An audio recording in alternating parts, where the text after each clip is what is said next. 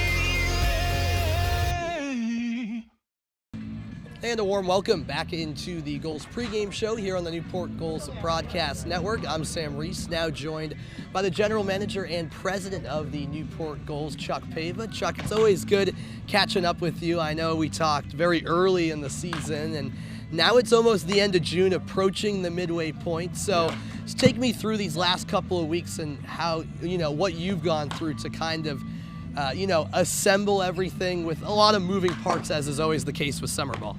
Yeah, it just seems like it's a little bit more than most summers. Okay. There's been a lot of movement, guys showing up a little bit later than normal, and guys already having to go look at schools and the transfer portal, and then some injuries you're dealing with already. So we've done some shuffling, and we've added new guys to the roster. Sam, you probably see one or two new guys almost every week, and mostly pitching. Yes. But we added another position guy just to protect this team.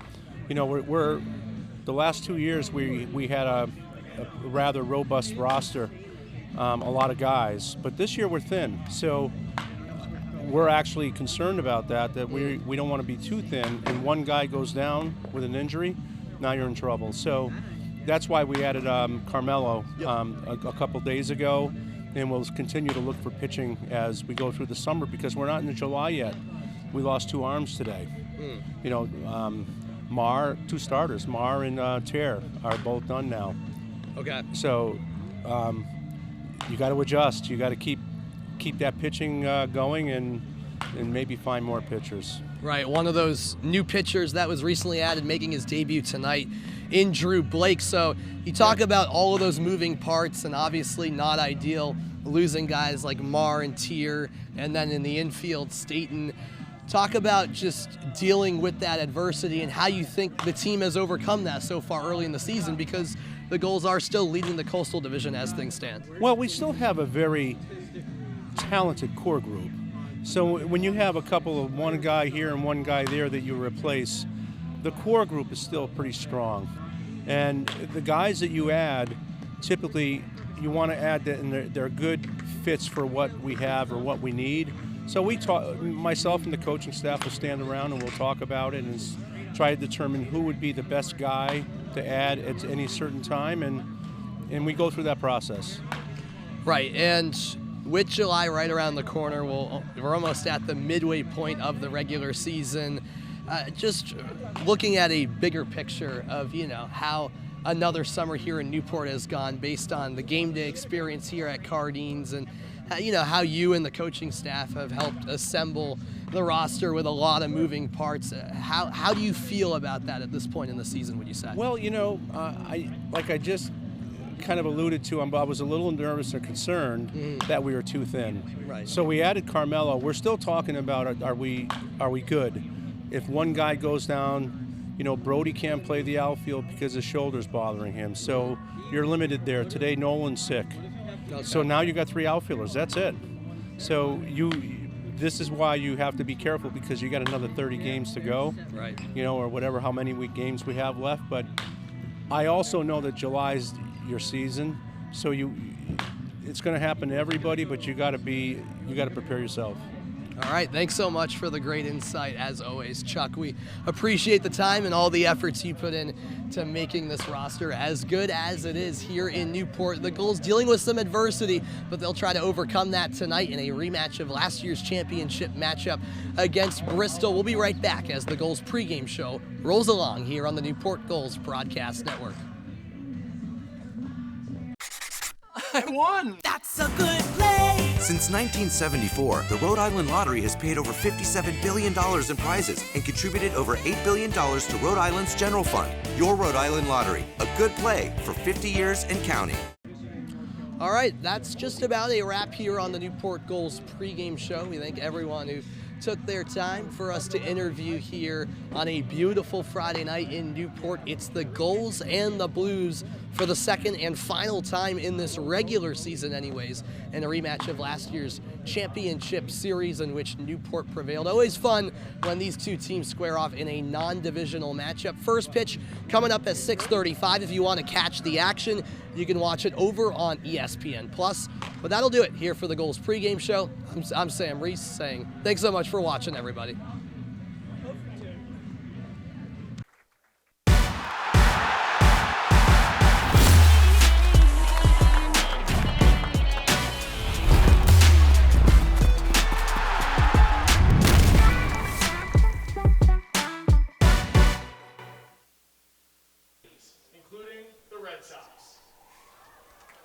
After fog took over on Wednesday night when the Newport Gulls welcomed the Martha's Vineyard Sharks here to Cardines Field, the sun is back out. We're happy to report on a gorgeous Friday night for NECBL action. Welcome into Cardines Field here in Newport, Rhode Island, alongside Riley Daniel and Zach Brody. I'm Sam Reese. We're so pleased that you're spending your Friday evening with us. And before we roll on with our pregame before first pitch, which is moments away, we'll step aside for a quick moment as the playing of the national anthem is coming up. After that, we'll have first pitch for you here on ESPN+.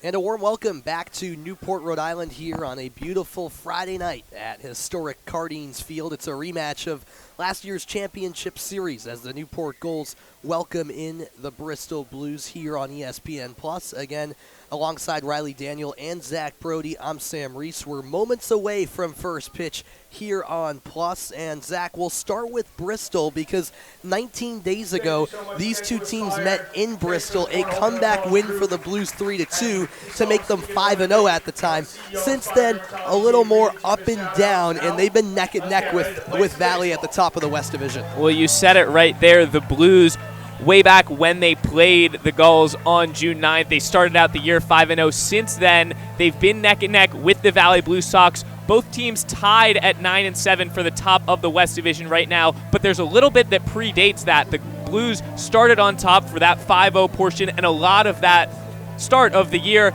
Then it was actually Valley that came up and took that half-game lead over the Blues just a few days ago. Valley came to Bristol, defeated the Blues. Then Valley lost another game yesterday, and now both teams are tied back in 9-7. So today, not only a rematch of last year's championship, but also going to determine who sits atop the West Division. And speaking of atop the division, that's what Newport is right now, Riley. Despite facing plenty of adversity, the Gulls still finding ways to get the job done. Yeah, and I mean, thinking back to that Bristol game, that was actually the last time that the Gulls were under 500 was they came back to Cardines, got the win, and have not dropped under since. It really was an inflection point in this season, and we've seen a very different Gulls team since, but they're going to be tested tonight, losing a lot of players. I mean, Nolan Stevens out for the night, Matt Austin-Fort's not here tonight. There is no field position player other than a catcher available on the bench for Mike Coombs, so if he wants a substitution, he's going to have to trust one of his catchers to either play out of position or basically roll the dice with one at-bat. Yeah, we talked to general manager and president of the Gulls, Chuck Pava, who talked about all of the changes and how they're running thin tonight. And a recent addition to Newport's roster is that guy on your screen right there, Drew Blake, on the mound for the Gulls out of Oklahoma State, making his first start of the summer for the Gulls, Riley. Yeah, and I mean, they really needed an addition with the lack of Jackson Teal in the rotation anymore. But I mean, a great season at the collegiate ranks from Drew Blake, 4-0 with a 5.5 ERA. Really good strikeout pitcher, more than one an inning. So look for him to bring the velocity, look to attack these batters, and have faith in his defense behind him. So Drew Blake, we get a look at him for the first time this summer in a Gulls uniform. We'll see how he fares with, as Riley mentioned, some other pitchers not available for the foreseeable future. Take us through the rest of the defense tonight, Riley. Yeah, I mean, another new face in left field, Carmelo Musakia, with his first appearance as a Gull. Duncan and Breeny filling out that outfield. And then the infield across the diamond, Williams, Orban. Doyle moves to second, Tyler Hare back at first, and it'll be Bozzo doing the catching tonight, making it 3 Northeastern Huskies in the 9 for the Gulls. Yes, a lot of Northeastern Huskies represented in tonight's lineup, as you mentioned, Riley, and Drew Blake getting his final few warm-up pitches in. We'll take a look in a moment at the Bristol batting order, and here it is. Why don't you take us through that order tonight, Zach? Well, leading off for the Blues is the right fielder Thomas Rollauer. Jordan Payton at the 2 holes, an interesting story. He has been at shortstop this entire year, moved to second so that the double leadoff JT Landwehr is playing shortstop. And another interesting about Landwehr, you see him at the bottom of your lineup on your screen. Landwehr is a guy that normally pitches. He's one of those two-way players that we talk about so frequently in summer ball, a guy that gives you relief when you're hurt, either in the field or in the bullpen.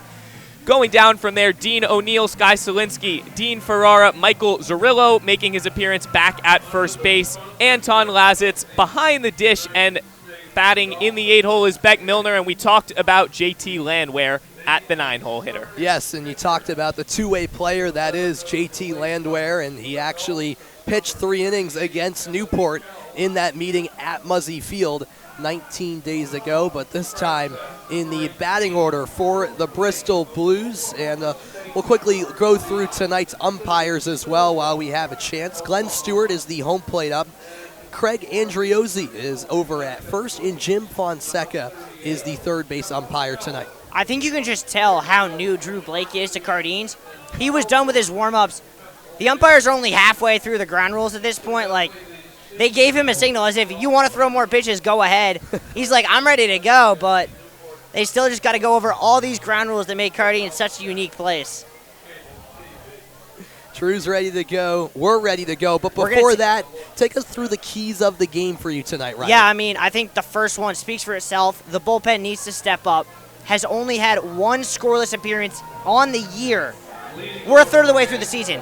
And then we need something from the bottom of the order. Those 2 Huskies and Nico Brini, I want to see a hit or 2 from them spark something.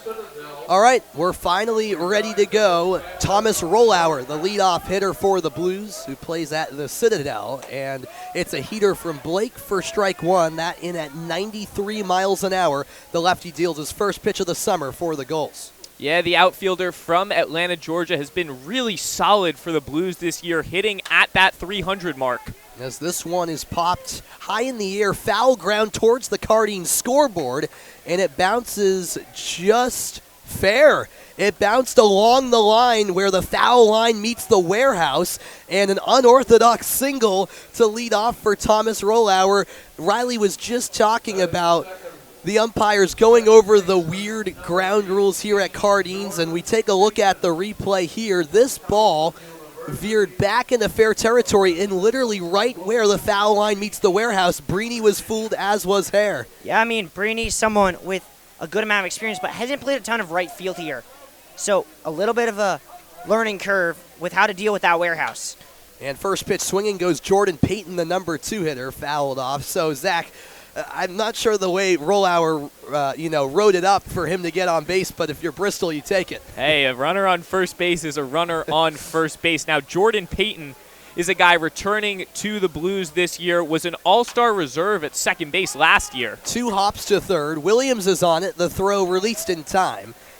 Over to Hare at first for the out. The runner Rollauer, I should say, advances over to second. So the Blues do get a runner into scoring position despite the first out.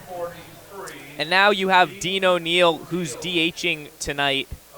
Another guy who's hit really well for the Blues at .250 this year. Hoping to advance Thomas Rollauer at least to third and give the Blues a chance to pour in some runs in this top of 1. Dean O'Neill batting in the 3 spot for Bristol. Plays at Maine and takes a fastball at 92 outside, ball 1. O'Neill spent last summer down in the South Florida League for the Palm Beach Diamond Ducks. Great name, I should say. And he comes from an athletic family as well. His father played tennis at Vanderbilt. You see a lot of these guys when you look at their family structure, whether it's siblings or parents, so many D1 level or professional level athletes. Undoubtedly. Blake glances over at second. The lefty winds and deals, and it's fouled straight to the backstop. 1-2 the count. Sky Solinsky over there on deck took a little shiver at that one as the ball came almost flying towards his head. Got to be careful back there. Nobody is safe with the little foul ground there is at Cardines. Chopped foul to the left side, so the count stays put on O'Neal. Yeah, this is a big at-bat here. I mean, Solinsky on the on-deck circle, probably been the Blues' most clutch hitter. 6.4 runs created already this year, so someone the Gulls really would love to face with 2 outs rather than 1 with 2 in scoring position potentially. The 1-2 again, and it's just inside. A great take from O'Neal as that levels the count at 2 balls and 2 strikes. And O'Neal represents someone who's so commonly themed on this Blues roster. It's the idea that he's not from a Power 5 school, but he's a leader on his squad. He's a leader at the Citadel, a guy who's top in at-bats. And that is what the Blues are looking for. They don't need the guy who attended Wake Forest and had 5 at-bats. They would much rather the mid-tier D1 player who had 100 at-bats, led their team, and knows how to bring that leadership to Bristol. So the count now full for the first time. Blake with a big pitch coming up and the heater inside. So O'Neal works his way to a walk. 2 runners on for Bristol and 1 out. Yeah, good job by O'Neal. I mean, that's 2 really borderline pitches, and there's the ability to know where the strike zone is and take those pitches on 2 strikes. Sets up the Blues for a really, really good chance to get some runs on the board in the first with Solinsky at the plate. Sky Solinsky batting in the cleanup spot, tonight's center fielder for Bristol. The baby blue helmet representative of Columbia, and he's a guy that's been hot lately. Just had a solo shot to put the Blues up big the other day, a 3-run shot in North Adams. 2 home runs on the season, leads the team. Solinsky also a returning Blue after playing 38 games for Bristol last summer. Gets good contact here, and it zips past the glove of Dixon Williams and skips free from Musakia out in left field. 1 run is scored. Rounding third is Thomas Rollauer. The throw just now gets towards the infield, and it's an easy 2 runs coming in for the Blues. Bristol has drawn first blood early. Yeah, you could see Musakia's eyes light up as he was thinking about trying to get the runner at the plate. But before you can do that, you got to come up with the ball. And he did not do that.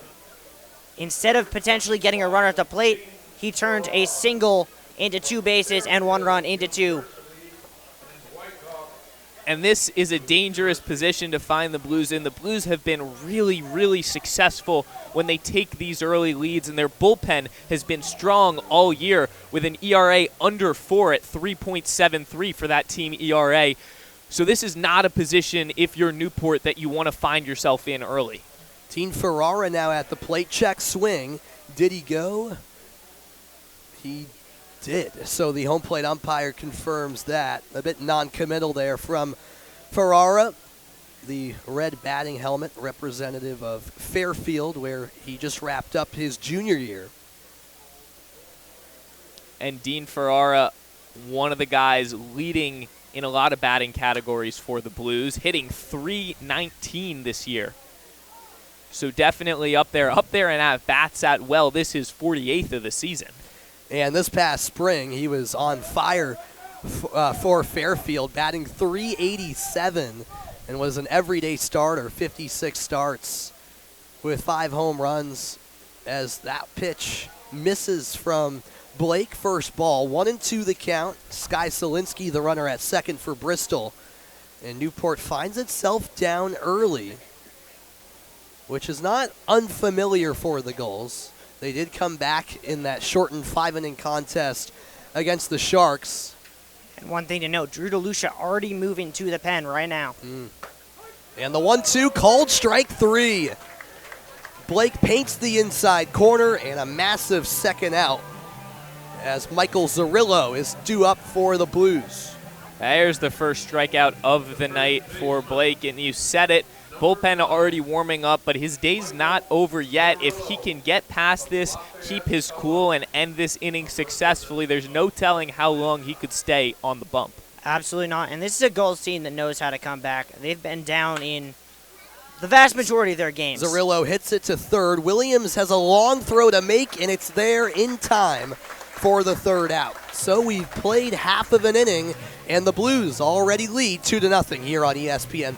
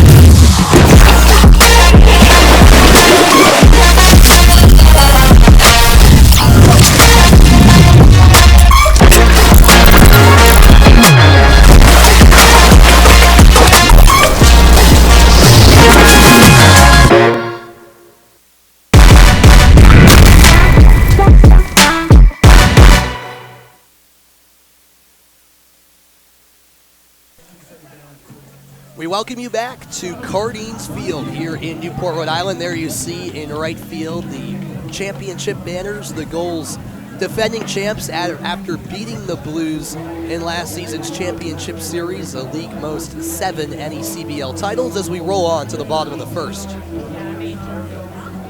Yeah, I mean, as we look at that top of the first, just it's stark how much one little detail, one little 50-50 play can change the game.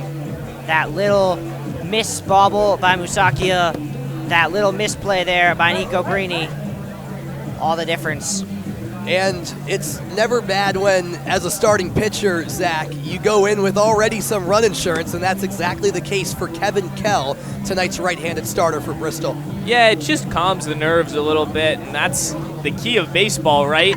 You have a lot of nerves, you're starting on the bump, you have the entire bus ride to think about it, then you have the entire warm-up, and then you have to sit through the umps explaining all the rules, which you talked about earlier. Either way, he's a guy that has played only a little bit. He's pitched 9 innings for the Blues this year, but this is a really comfortable place for him to start, and he has the opportunity to do some great stuff given what he's been provided by his roster.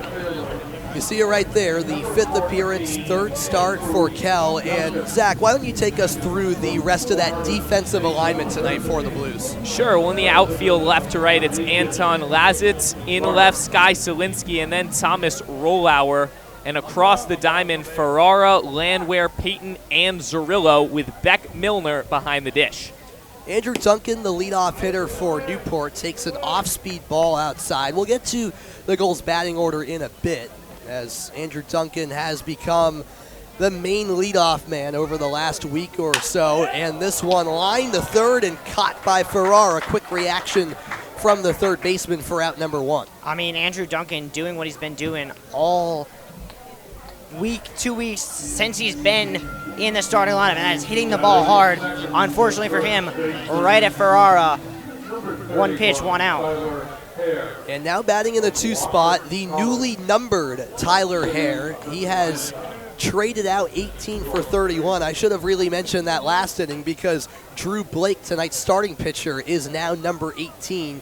And Hare will don 31 for the rest of the summer, as the 1-0 skips in the dirt. 2 balls, no strikes. Tyler Hare was one of the stars for Newport last summer, making an impact in that championship series against Bristol. He had a home run in the first inning of Game 2 in that clinching game against the Blues. He goes chasing at that pitch up in the zone, 2-1. Yeah, Tyler Hare has been someone who's still trying to regain that form from a year ago. Has had flashes of it, but has really struggled to string together at-bats. The 1-1 from Kell. And Hare held up on the swing. It's down low for ball 3. You could hear the entire Gulls dugout applauding Tyler Hare for that take there. Great off-speed pitch, even better take. And Kell is aware that Hare loves to swing the bat, has a number of strikeouts this season. And the fastball ends up down low, so Hare drawing a 5-pitch walk. The second batter of the inning on base for the Gulls, with Brody Zako, the designated hitter, ready to dig in for Newport. Yeah, Tyler Hare, someone who does have a lot of strikeouts, also has a lot of walks, now his 7th on the year in only his 12th game played. The Austin P product, Brody Zako, tied for the league lead with 5 home runs so far in the NECBL. And also tied for the team lead of walks with 10 on the season. Yes. Yeah, Brody Zako started hitting in the home opener and has not stopped. And to Zach's point, also capable of having that plate discipline, which wouldn't be the worst thing for Newport in the situation. Outside from Kell, ball 1. Kevin Kell was very solid last summer in the Perfect Game Collegiate Baseball League as both a starter and reliever for the Mohawk Valley Diamond Dogs. It was him and Aiden Colagrande, the 2 Fairfield products who were just lethal all summer for the Diamond Dogs in the PGCBL. As Zako sends it sky high left field, Lazitz moving in on it, and he makes the squeeze for out number 2. Well done there by Lazitz. You could see for a second just how hard he had to battle that sun. His hat came off in the end, but able to settle under it comfortably for out number 2. And I mean, the sun is really bright in that position in the outfield. You can see a lot of areas, especially with the make of this stadium, a lot of areas that have shade, but also a lot of areas that are in direct sunlight. So that's a tough play, and you put it perfectly there, Riley. Got his feet under him and made the play he needed to make. Red hot Dixon Williams now up to bat. Batting cleanup, takes a crack at the first pitch. It stayed fair when it was snatched by Zarillo. All he had to do was step on the bag, and that's one way to quickly end the inning. We played 1. It's Newport 0, Bristol 2. Each game we like to take a minute to recognize active duty members and veterans of the armed forces who are joining us at Carnegie Field this evening as part of our first inning salute. At this time, I'd like to invite any active duty service members or veterans to please stand and be recognized. Gulls fans, give them a hand. Thank you for your service.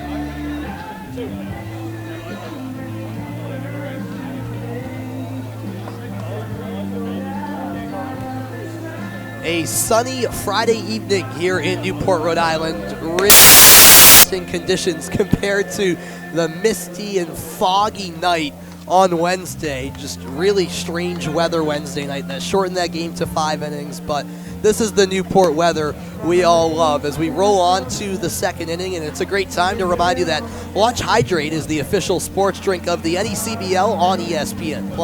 Launch Hydrate's unique formula helps athletes achieve peak performance at every critical moment, supporting improved focus, rapid hydration, and faster recovery.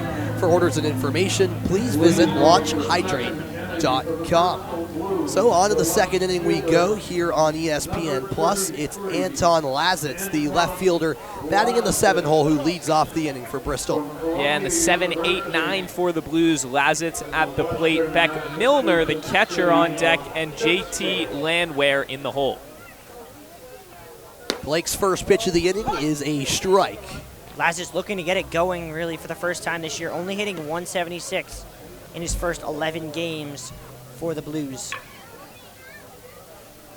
The 0-1 on the way, and that drills him in the back. So it got away from Blake, and a hit by pitch puts the leadoff man on base in the second for the Blues. Blake's been trying to do that a good amount, work the inside of the plate. It's a good strategy in that it can force hitters off the plate, but when you lose control, there is no margin for error. And the cotton candy bat doesn't even get a swing as he takes first. And Beck Milner, again, the Blues starting off the inning with someone on base. A rising junior at Boston College is Beck Milner. Yeah, the first pitch he takes is a strike. So Milner plays his college ball here in the Northeast, but he's from Park City, Utah. Yeah, and he's played well for the Blues, arrived with the team relatively late, so only his 10th at-bat of the season. As he goes chasing at the 0-1, throw down the line by Bozzo, and the tag just late from Tyler Hare. What a play from Bozzo. Great awareness and nice job by Anton Lazitz to get back on the bag, but a tough play from the catcher. Yeah, Bozzo has a really good throw both to second and to first. Did that hit him again? That one hit him. It nicked Milner on presumably his chest despite escaping to the backstop. So it's back-to-back hit by pitches as we take a look at the replay here. Yeah, it grazed him, but it hit him nonetheless. And 2 runners on for Bristol with nobody out. And I believe that's going to be Kevin Long out to have a conversation with his pitcher.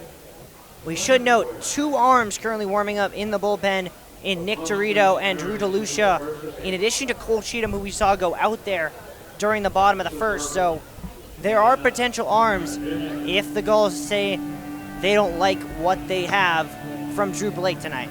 And I think it's interesting to note while we have a minute, it's a really interesting setup in the bullpen. I mean, the stadium to start is in the middle of Newport, but talk us through what that bullpen actually looks like. I mean, that bullpen looks like kind of like a Little League bullpen. It's got 2 mounds, it's got 2 teams, and if you want to throw, you just got to get there first.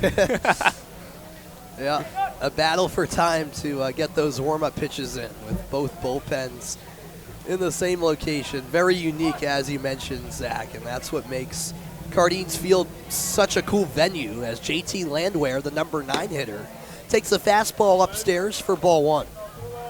We've talked about two-way guys. JT Landwehr is that two-way guy, and especially for the Newport Gulls, pitched against him in the first game and now playing shortstop and batting double leadoff in the second.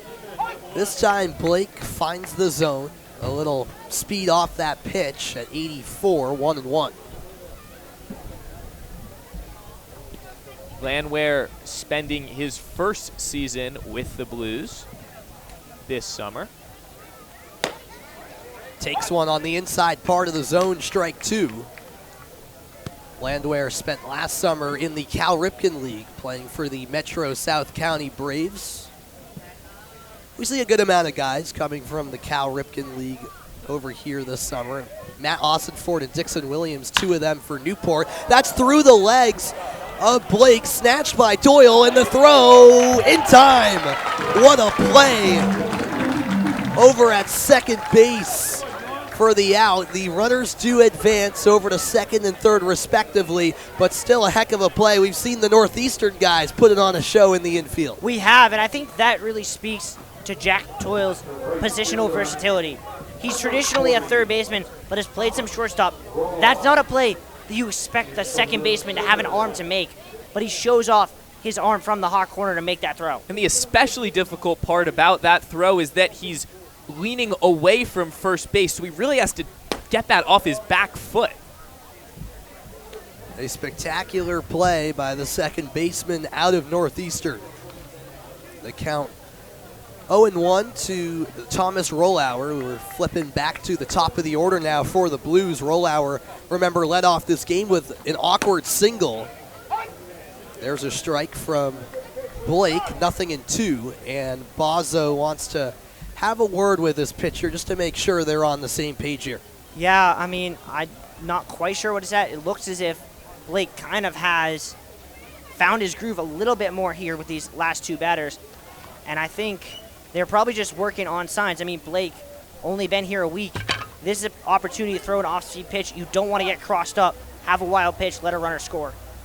Blake in his sophomore season this spring at Oklahoma State, 23 appearances, but all out of the bullpen as the fastball lands outside, and it's a 1-2 count. And I have to wonder if that's part of what's led to this slow start from Blake. I mean, this was going to be Jackson Teal's night until he got shut down by his college. So you have to imagine Blake wasn't expecting to start coming into maybe yesterday. 1-2 pitch. Contact made. It's a foul ball. Jackson Teal, as you mentioned, has been one of the more reliable starters for Newport. Announced a few days ago that he's transferring from Trinity of Texas at the Division III level to Texas State just down the road, making the jump to D1. And so he's a no-go the rest of the summer for the Gulls, but we of course congratulate him for his commitment to Texas State, as that's fouled off. The count stays put. And this is a difficult situation for Drew Blake. You have 2 runners in scoring position, only 1 out in the inning. And you also have in the back of your mind that you hit those 2 first players to put them on base. So all of that you just have to push aside, try and clear your mind, communicate well with Bazo behind the dish, and just put the ball in the zone.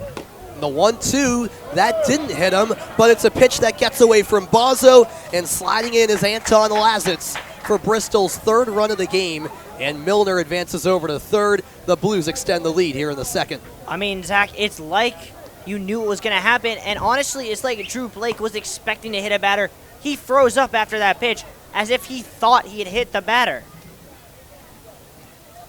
So a 3-0 lead now for Bristol. A very quiet crowd here at Cardines Field as the Blues have set the tone, Zach. I think important to note also, this crowd is packed. A Friday night, beautiful weather here in Newport, Rhode Island. I mean, other than the score, it doesn't get much better than this. No, I mean, this is the perfect summer ball experience. Obviously, I'm a bit biased as the broadcaster of the Gulls, but I 100% echo your sentiment, Zach, as we see Drew DeLucia warming up in the pen. That's ball 4 outside. So runners on the corners now as Rollauer takes his base. Yeah, and it looks from those angles as if DeLucia is almost ready to go, as a 1st and 3rd play called out by Greg Bazo. Still 1 out, keep in mind, with Jordan Payton now at the plate. And we haven't seen him pitch yet this year, but he's another one of those guys that can go both ways. Has played a lot in the field this year for Bristol, but can also top 94 miles an hour on his fastball. Not too shabby. Payton, to your point, a 2-way player as well, collegiately at Towson, where he was a redshirt junior this past spring. Blake deals, and that deflects off the mask of Bazo into the netting in front of us, 0-2. I love how Bazo's just like so nonchalant, like it didn't even hit him. And we're up here seeing the ball come at us, terrified, as we've seen crazy enough bounces at this field. We have. One time a foul ball somehow went through the netting to our right and into the crowd. Almost drilled a fan. Luckily, that did not happen. The 0-2 pitch skips free from Bazo, and that's a loud bounce towards the Newport dugout. And Beck Milner cruises in from 3rd. The throw to 2nd, and back in time was Rollauer, who thought about potentially heading from corner to corner, and the Blues have a 4-0 lead now. Yeah, and I mean, it's really been a struggle for Drew Blake. That's now 2 batters that he's let score on wild pitches here after getting himself to 2 strikes with an out already in this inning. The 1-2 sails outside. That evens it up to Jordan Payton, who grounded out in his first plate appearance. And a nice way to work back from the 0-2 count for the common shortstop tonight, the 2nd baseman. Glance over at 2nd. Blake deals. And that's inside. A good take from Payton.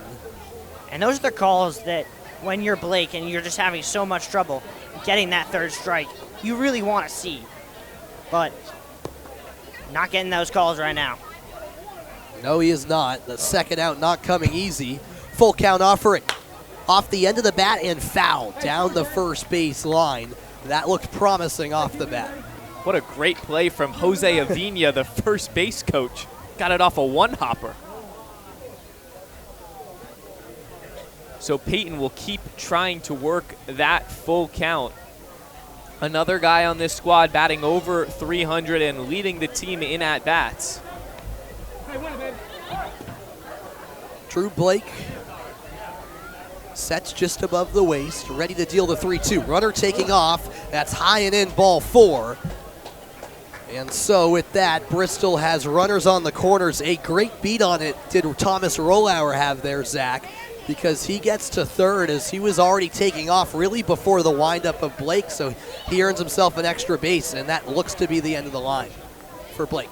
And it's heads-up baseball from the Blues. It's something they've succeeded at all year. Heads-up, unselfish play from a lot of these guys, whether it's sac flies or purposeful bunts or a lot of that type of baseball that you don't necessarily always see in summer baseball, because at the end of the day, these guys do care about their stat line. A lot of them are in the portal trying to move around.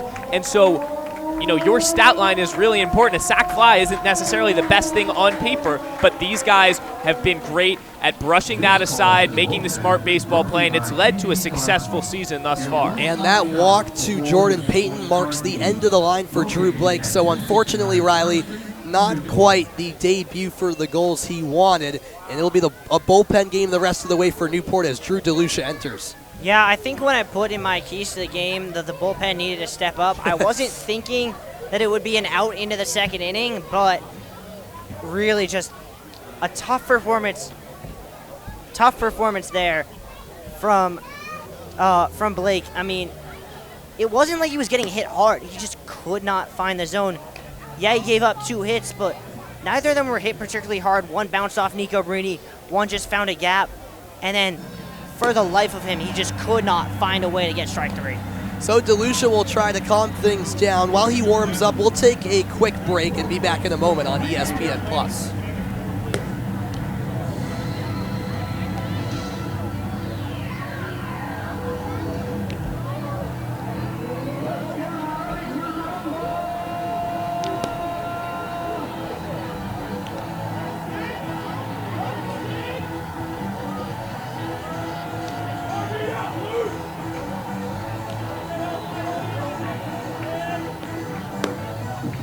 Your attention, please. We have a pitching change for the Gulls. Number 6, Drew DeLucia from Franklin Pierce University. Resides in Midway, Massachusetts.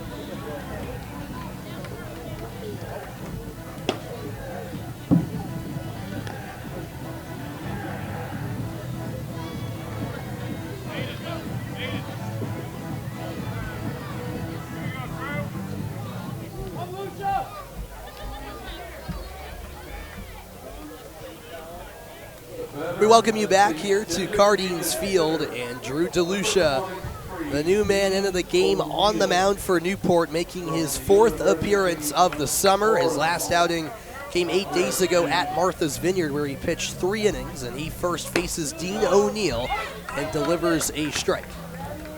Yeah, and I mean, if you're DeLucia right now, I think the number 1 priority is you just got to throw strikes, have faith in your defense. They've already made some amazing plays we saw from Jack Doyle. That one gets away from Bozzo, but takes a bounce down the third base line. So Rollauer has to stay put, but that did allow Payton to advance to scoring position, now 2nd and 3rd for the Blues. And what a tough situation for DeLucia to come into. Runners initially on the corners, now at 2nd and 3rd, and only 1 out here in this top of the 2nd inning. It's not an easy spot to walk into. I wonder, with 1 out here, would the Gulls think about an intentional walk to set up the double play? That's a valid point to bring up.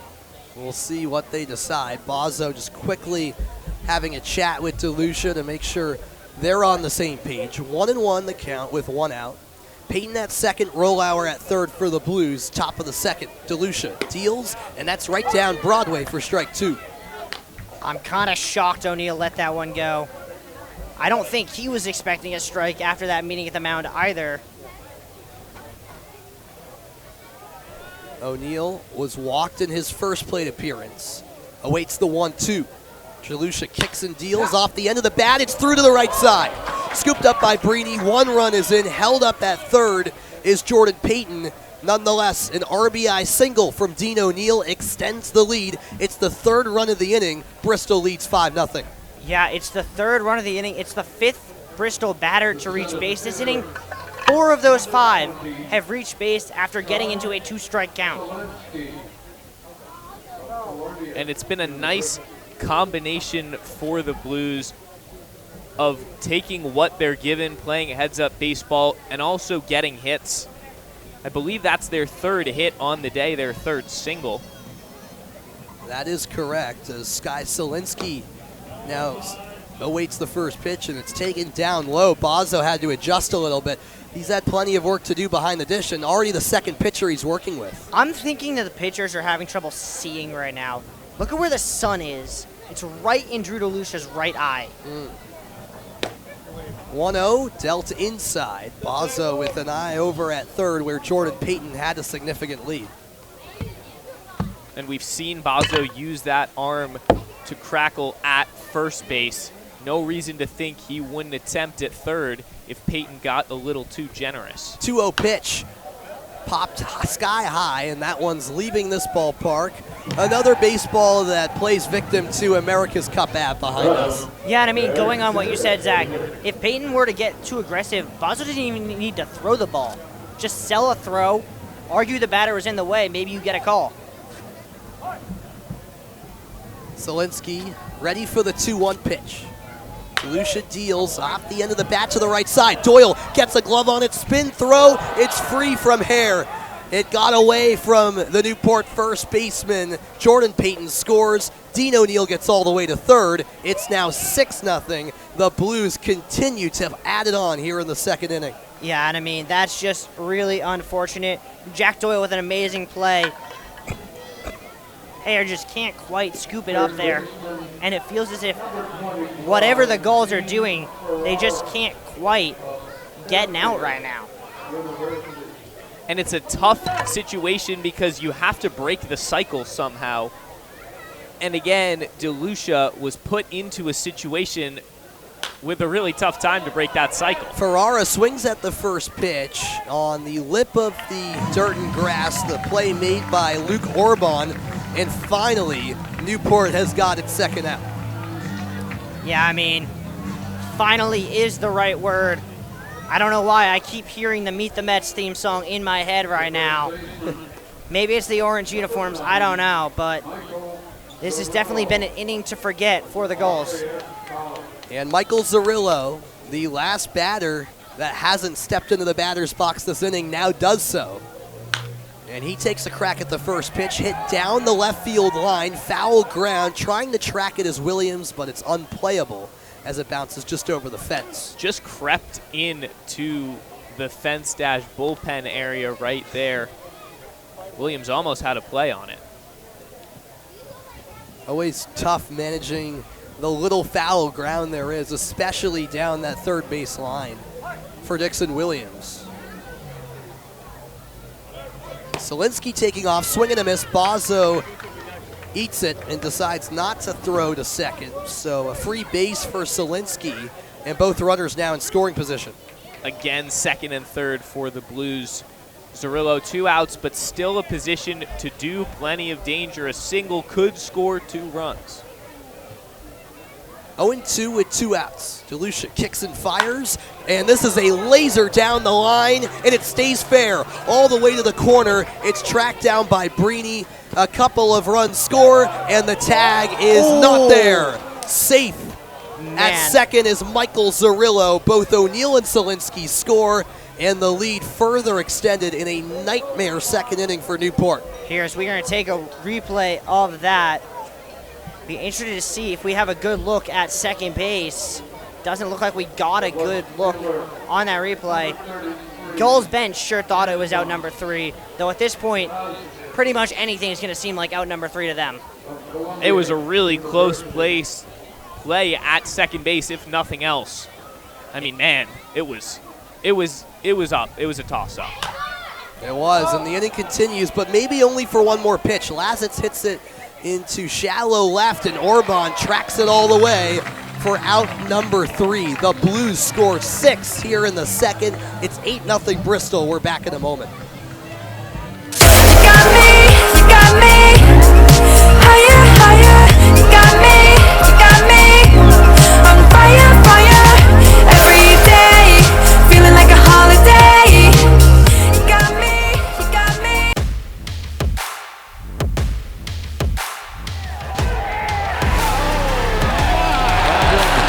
Langer. Deep strip. Zip through.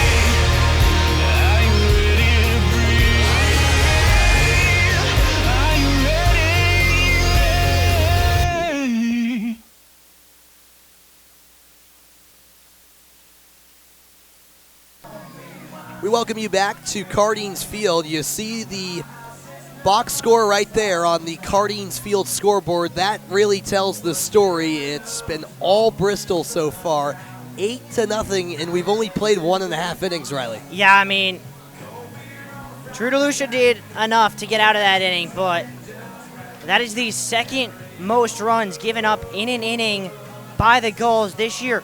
Only one time more have they given up more. That was against Ocean State, where they gave up 7 runs in the 7th. Another instance of a poor bullpen performance. This time, Gulls didn't even get to the bullpen before the wheels fell off from the pitcher's mound. And Newport actually also allowed 7 in a game at Martha's Vineyard, but they won that 19-9. So I forgot about that. That game was so weird. I didn't even remember that inning. I don't know. I can't blame you. This is a rocket off the bat of Greg Bozzo. It rolls all the way to the left field corner. Lazett scoops it up. Bozzo loses his helmet. It doesn't matter. He slides in for a leadoff double. Just what Newport needed, considering the circumstances. Yeah, it's annoying for me because I had some great stats about how well Greg Bozzo's been hitting this year at his 286 clip. But he didn't even let me a chance to say them because he said, first pitch, I'm swinging, gets himself a 2-bagger. And it's a great way to bounce back after that really tough top of the second inning. It gets the crowd back into it as well. Oh, yeah, and the crowd definitely loved that one from Bozzo. Luke Orban swinging a miss on the first pitch he sees. And if there is a team in the NACBL that can come back from 8 down this quickly, it is the Gulls, who have put up double-digit runs 4 different times this year. Very capable offense do the Gulls have. The 0-1 to Orban, and he watches that one go by just outside the zone. A good take, 1-1.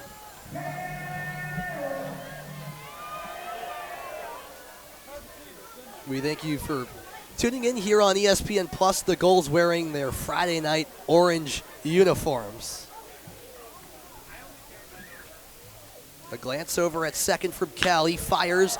It's looped to deep left field. Tracking back is Lazett. This is towards the fence. It's off the wall. Scooped up by Lazett. And that's a double for Luke Orban. Back-to-back doubles have runners at second and third to lead off the second for the Gulls. Yeah, and I mean, just a really, really good piece of hitting by Orban. And it seems like there's a different mentality with the Gulls hitters now. The pressure's off. You're down 8 runs. If you hit into an out, no big deal. They're swinging a little more freely, letting the ball do the work, and all of a sudden they got the offense going a little bit here in the second. And now Kevin Kell creates a really difficult situation for himself, even tougher than the one last inning, because you have runners on second and third for the umpteenth time this game, but you have no outs in this bottom of the second inning. So, again, we'll talk about it all night long. As a pitcher, you have to clear that out of your mind and stay focused on painting the zone. Fastball well inside, so the first 2 pitches are balls from Kevin Kell, who is facing some trouble for the first time tonight here in the bottom of the second. Yeah, as he has to face off against the Husky teammates here in the 7 and 8 spots. The breaking ball misses outside, so a 3-0 count, and perhaps this is a scenario where Doyle's going to take no matter what. I would imagine so. I don't think the way that Kell's struggled to find the outside of the zone, he's looking to swing 3-0 right now. We'll find out right now. And that's way up and in. Doyle will take it, a 4-pitch walk, bases loaded with nobody out. Well, talk about an introduction for your first at-bat as a Gull. Welcome to Cardines Field, Carmelo Musakia. You have the bases loaded with nobody out. We'll see what he can do with it.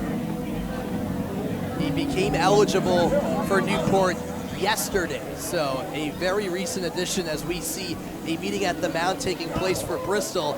And already this is shaping up into an interesting game, Zach. We're only in the second inning. We're only in the second inning, and we have the potential to see a second pitcher, a second starting pitcher pulled in under 2 innings. It's not common you see something like that. Tough to tell from our angle here if the bullpen is working for the Blues. My guess, this is just to waste some time and buy some time so that whoever's warming up in that bullpen has a little bit more time to warm up. I can't tell you who it is, but I can see there is someone in a gray shirt throwing right now in that shared bullpen. So something to keep an eye on for sure. And as Riley mentioned, the first plate appearance as a Newport Gull here for Carmelo Musakia, who this past spring in his sophomore year at Northeastern started 45 of the 47 games he played, batted .254, and did have 24 RBI. So very capable, and that's ripped foul. What a first pitch swing from the new Gulls on his first night with the team. And an interesting thing about this field, those low walls are made of wood, so when a foul ball smacks off of them, it bounces right back into play, almost hit. I think that's Mark Stevens, the coach at third base. So just another interesting facet of this fascinating field. You always got to be careful here at Cardines and be aware. The 0-1 from Kelly, kicks and deals. It's in the dirt, blocked by Milner. And just, you can see the spark back in the Gulls dugout as every single Gull on their feet making some noise.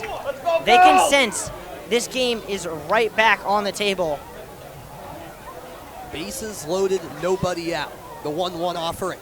That one gets past Milner and into score. Standing up is Greg Bozzo.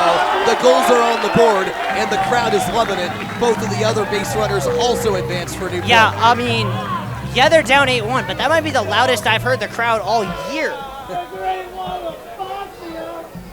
Well, school's out now for about a week, I think, in the area. The weather's perfect. It's a Friday night, and the crowd has certainly showed out here to Cardines. Here's the 2-1, a fastball on the inside part of the zone to even it up on Musakia. Catches the corner of that inside edge. A tough one, a nice take from Musaka. Almost a nice take, but instead evens the count back up. Right, and Kell steps off the bump for a moment. Musakia actually started this summer with the Harwich Mariners, I should say, in the Cape Cod Baseball League. Played 5 games for them before heading over here to Newport in the NECBL. A 2-2 pitch in the dirt and outside.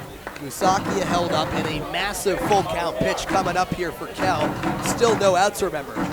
Musakia thought about that one, held his bat. It's a good thing for his sake he did, and now puts himself in another position to either load the bases or do more damage. Here it is, swing and a miss. And a massive strikeout for Kevin Kell, the first out of the inning. It is impossible to overemphasize how important that was, especially with this guy coming up to bat in Nico Brini. Probably the definition of the Gulls' most clutch hitter. He might be in the 9 spot for Newport, but he embraces that. Manager Mike Coombs called him, quote, our second leadoff man. And that's really what he served as this summer, a second-year Gull, as he was part of that championship team last summer. Takes ball 1 outside. And he actually has the most at-bats of anyone on this team. This is 59th of the season. So you can tell they trust him just by the numbers. He has 10 RBI this year already in 16 games played. Swing and a miss on that pitch, 1-1. A nice job by Kell to make Brini reach at that one. Was way outside, but looked like it was coming in and went across the plate. Yeah, and if you're Brini here, you don't want to try and do too much. Just get the ball in play, drive home another run. and keep chipping away at this lead. The 1-1 from Kel, fastball, and it's cut on and missed. And that one had a lot of drop to it. Fooled Nico Greeny completely. Brady, the recent transfer to Wofford, he announced that the other week, so he'll be teaming up with Tyler Hare, also on Newport, of course, down at Wofford. And Brady said Hare played a big role in that decision. As the 1-2 is fouled off, Brady got a piece to stay alive. Just caught the tip of the log. And if Cal is able to get this second out, it eases things up because you don't need to worry about those runners on second and third. It also eases the mind of the pitcher, but you need to complete this 1-2 count and get that second out. Yeah, he can't afford to do what the Gulls did and let another 2-strike count get away. Here it is. Good contact off the bat. Hit to deep part of the infield, but the throw in time from Peyton. That does drive in Luke Orban. So Breeny, a guy who gets it done however he can, and he does just that with his 11th RBI. Yeah, I really like it when Nico Breeny takes my advice. Didn't try and do too much with it. Just took that one with its velocity to the right side of the infield. And now 2 in here, and another chance to drive in a run for Andrew Duncan, who had a huge hit, which ended up winning the game in the 4th inning on Wednesday night. You know, Riley, if I had to guess, I bet he was listening to the broadcast, heard what you said, took your advice, and that's why run number 2 is on the board for the Gulls. Well, I mean, he could. I'd be surprised, but, you know, Nico's the sort of guy, if anyone was going to do it, it would be Nico Breeny. Breeny, one of the fan favorites here at Cardines. It's 1-0 to Andrew Duncan, back to the top of the order. And that's a called strike on a borderline pitch. Duncan shakes his head in disagreement. Clips that top left portion of the zone. And Kevin Kell's been dealing since he had that pitcher's meeting. The 1-1, the heater, and that time it's called a ball. Yeah, and I mean, kind of similar location. I get it. It's the same sort of pitches that have been being called a ball both ways. The outside of the zone's a little bit wider than the inside is right now. We'll see what Kell delivers on the 2-1. It's off speed and swing and a miss. 2-2 to Andrew Duncan. Again, hits with that breaking ball that drops a substantial amount, and it had Duncan just reaching. Duncan, for all intents and purposes, played the hero role on Wednesday night with a 3 RBI double. As that's taken outside, and it's a full count. That double gave Newport the lead, and then, of course, it ended in the next inning after Fogg forced that game to end very early. Big pitch here from Kell, because if he lets Duncan on, Duncan will be on second base within a pitch or two. Kell steps off to garner some time. The runner at third, Jack Doyle. Andrew Duncan, the Florida State product, rides a 5-game hit streak into today. Here's the 3-2. He went chasing. Strike 3 from Kevin Kell. And the Gulls scored 2 in the inning. They do leave a runner stranded at third. We played 2. It's 8-2, Bristol on top. Tonight, we have Roland and Teddy lifting competing in the Mom's Donut eating contest. They have 30 seconds to eat as much of this giant donut as possible, and the winner gets a Mom's gift card.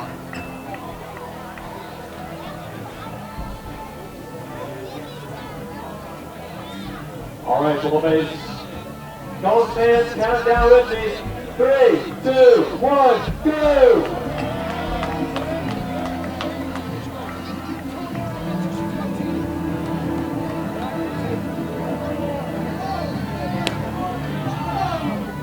Let's hear it for Roland. Let's hear it for Teddy. You think it's rocking. This is good. All right, 5, 4, 3, 2, 1. Stop eating. Oh, no contest right here. Roland's a big winner. He's going home with Mom's Donuts gift card, but you both get to keep your donuts, and really that's the real prize, I think.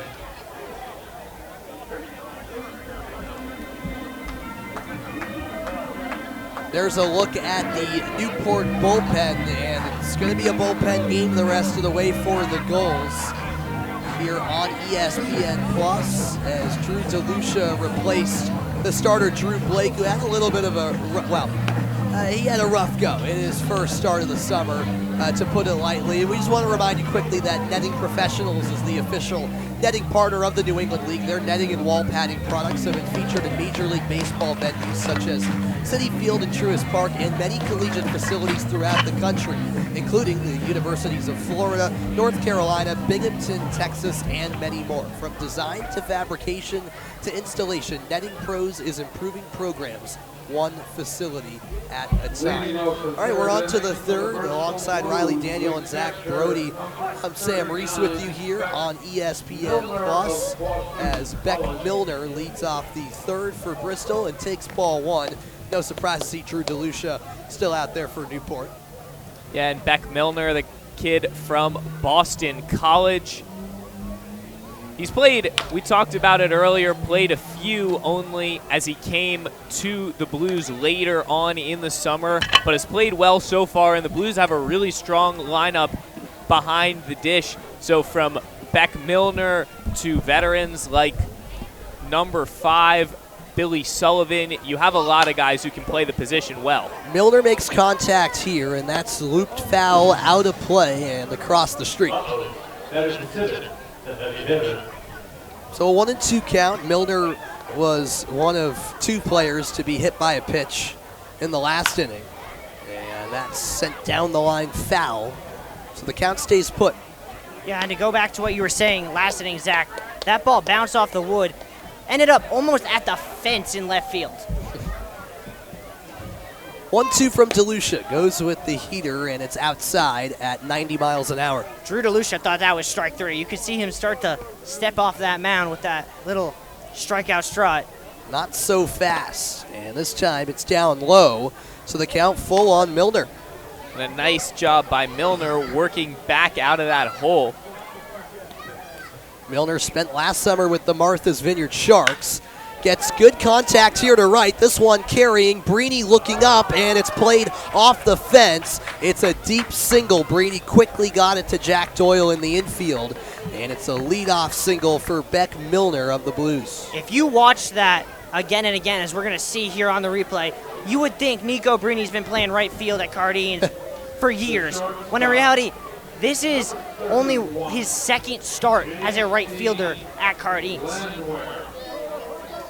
And he did a great job controlling that one to make sure Milner didn't reach second, reading it nicely, Riley, off the wall, and halting him for only a single. Now here's JT Landwehr, down 0-1 in the count. Landwehr out of Mount St. Mary's, playing in his 9th game for the Blues tonight. Shrug of the shoulders, DeLucia deals, fastball down low, blocked by Bozzo. And if we go back to that wall, you know, a lot of times in the MLB, they talk about the Red Sox as having the green monster. I think you could call this the gray fence monster of the NECBL. That fence is just so high. It's already 360 to call it center field. It's a weird makeup, but say it's 360 to center field, and then what do you think? 20 feet up is how high that fence I goes? believe. Yeah, it's 26 or 28, I believe. Riley's right. So yeah, it's way up there. 28, yes, we get confirmation from our excellent producer, Tom Lima, down from the dungeon. As it's a 1-2 count to JT Landwehr. Due up after him is Thomas Rollauer. You can see DeLucia with this long kind of pause. He knows how many times Gulls pitchers have been in this situation already tonight. DeLucia kicks and fires. And it's popped up, foul off to the right side, and another one onto America's Cutback. Cardines is such an interesting field. Normally, you come to a baseball game, you expect you might have a chance of getting a foul ball. Here, you have a better chance of getting a foul ball if you stand across the street in the fire station. Better chance of a car getting hit, dare I say, than getting one as a fan here. And that one drills Landwehr right on the left elbow. Did he say that hit his bat? I don't believe so. Do we see the replay there? Well, I'll tell you this much. Landwehr was not expecting that pitch to come up inside on him because he was just as shocked as everyone that that ball hit him there. and he's going to shake that one off as he takes his base. The third Bristol player to be hit by a pitch in the last 2 innings. And I gotta love the things you don't see necessarily on camera, but just someone like Beck Milner, who, while Landwehr was rubbing that one off, stopped to do some push-ups on second base, because why not? Sure, exactly. Why not? Thomas Rollauer ready for his third plate appearance. First pitch fouled straight back. No outs, and really similar issues arising for Newport's pitching staff, where Bristol has gotten the first couple of runners on base and causing some trouble this time for Drew DeLucia. Riley, I'll go back to what you said, quoted directly from Blues GM Jordan Shiner. Beck Milner, a guy who is in the gym every day. He'll take any chance he can get. Doesn't even need the gym to do those push-ups right on the dirt here at Guardians Field. It's up high for ball one to even up the count. Brings me back to my high school days, those cold March afternoons. 1-1 the count. DeLucia waiting for the sign he wants. Takes a glance over at Milner, the runner at second. Fires now, hit to the shortstop. Sliding effort by Orban, and the throw is far away from third. Bozzo backs it up. Orban was trying to make the spectacular play. Was always going to be very tough, and Bristol has loaded up the bases. Yeah, Orban, I mean, great job to keep it in the infield, but he never had a play.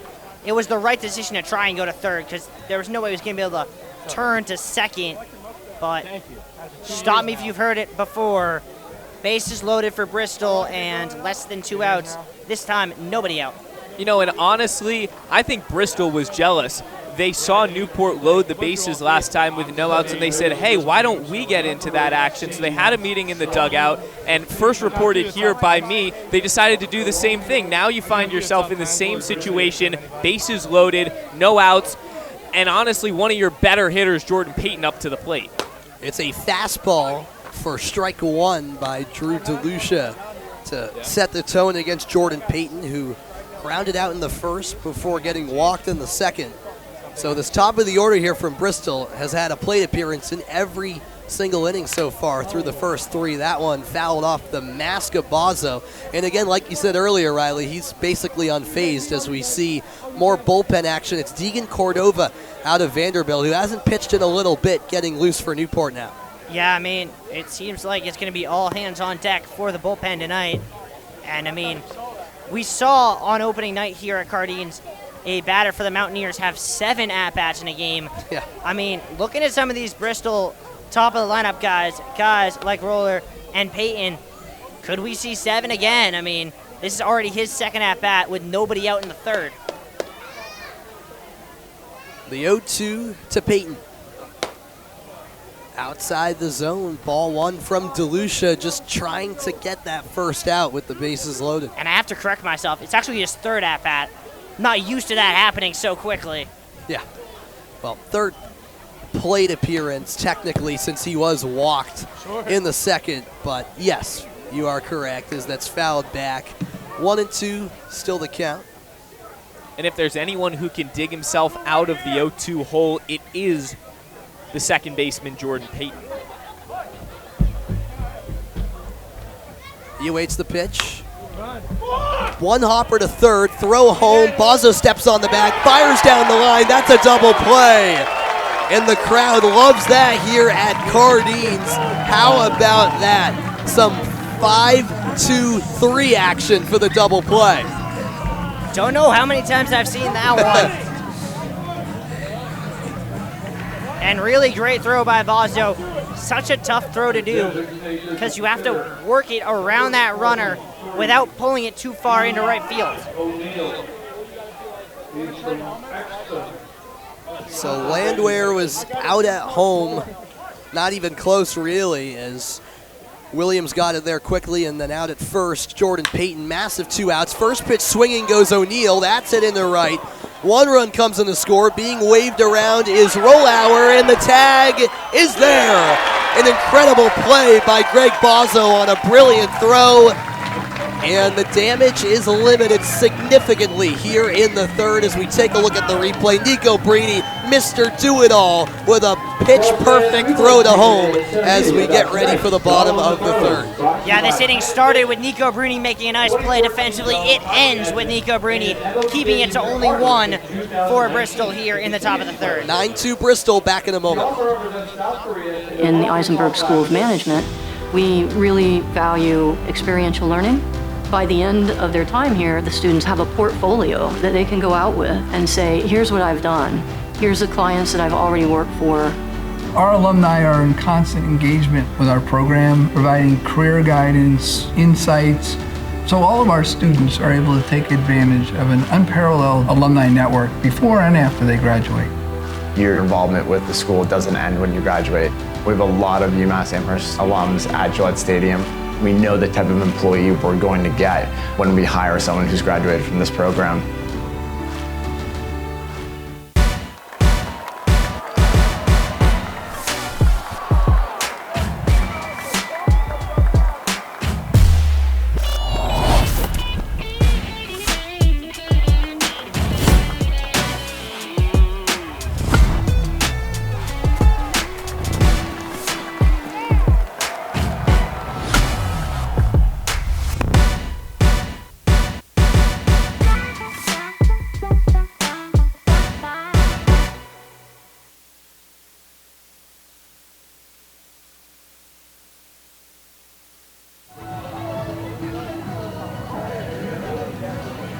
Welcome back to Cardines Field, now a 9-2 Blues lead. Just quickly, remember that Zephyr is the official on-field cap of the NECBL, also known as the Z-Hat. Zephyr is the authentic college hat with over 800 colleges and channels that same energy and creativity into building custom hats of all types for pro sports teams, clothing brands, and companies everywhere. Make sure you pick up your Newport Gulls official on-field cap today. Into the bottom of the third, Tyler Hare leads off, shows bunt, but lets it go high for ball one. We apologize for that, as 1-0 the count here to Tyler Hare. Hare with his new number, 31. Kell delivers a fastball foul to the left side. Yeah, it took me a minute to remember who was at the plate. I'm so used to seeing Tyler Hare in that 18, but gave the number up to his new teammate. That'll take some adjusting for, I think, all of us, really. Maybe it'll spark some mojo in Tyler at the plate. I do want to ask him, actually, if that was the intention with him. He shows bunt again, down the line, but it goes foul. And Tyler Hare will be the first to tell you that, you know, it hasn't been the start to the summer that he won. In 11 games played, a 176 batting average, coming off a spectacular spring at Wofford where he started every single game, a 315 batting average, led the team with 16 home runs. And remember, he hit 10 for Newport last year. So we all know he's a very capable player at the plate, and he knows that better than anyone. 1-2, hit high in the air, left center field. Solinsky giving chase, as is Lazitz, and it's Solinsky who makes the catch right at the 352 sign. So kind of one where you got to tip your cap if you're Tyler Hare, because that's pretty good contact off the bat right No, I think Tyler Hare, yeah, it's an out, but that's one that he's going to be a lot happier with. Got solid contact, worked a 6-pitch at bat, and honestly, there are a lot of places in Cardines where that ball hit at that velocity and that angle crosses the fence. Unfortunately, not there. Brody Zako digs in now, an off-speed pitch at 73 miles an hour from Kell, finds the inside corner. Zako, one of the definitely better hitters on this team, DHing today. His last time around flew out to left field. We'll see if he can shake things up in this third inning. The 1-1 from Kell. Swing and a miss. And Zako falls behind in the count. A native of Belleville, Texas, about 65 miles west of Houston. Plays collegiately in Texas as well for Austin P. That one in the dirt. It's a 2-2 count. Yeah, Brody Zako has really made himself a fan favorite here in Newport. Can't count the number of kids who come up to him after a game asking for an autograph. Oh, yeah. quite the character on the bus rides for away games, too, as that's fired outside 3-2. And that's always an interesting angle to get from the traveling broadcaster. Oh, yeah. You learn more than you could imagine about a team by riding on the bus, to say the least. Oh, yeah. Full count pitch on the way to Brody Zako. The heater fouled off. He stays alive. I mean, just to speak to Brody's personality and spirit, I mean, we were here, what was it, last Friday night in inches of water as that game was getting rained out. Brody Zako takes the mic, starts singing Miley Cyrus's Party in the USA Great along song. with the fans. Oh, yeah. It was electric. Full count pitch again. The breaking ball just misses upstairs. I think Kell liked that pitch, but Zako with a great take. Hey, great take. I liked that pitch. It broke significantly, dropped darn close into the zone, I think. Was looking for that top shelf, maybe just didn't quite get there by a centimeter or two. At the end of the day, it doesn't matter. It's a walk for Brody Zako and the first runner on base of the inning for the Gulls. This will bring up the Gulls' best hitter so far this year in Williams. Dixon has hit .417 so far. And that throw gets away from Zerillo. Zako pops up and cruises over to second. He's in a scoring position on really a gift from Bristol. Yeah, and I think these are the things that the Blues want to avoid. Right now, they have the Gulls exactly where they want them, but this is a stadium where the slightest bit of momentum will bring this crowd to life, and giving away bases like that is just something where the risk-reward isn't worth it.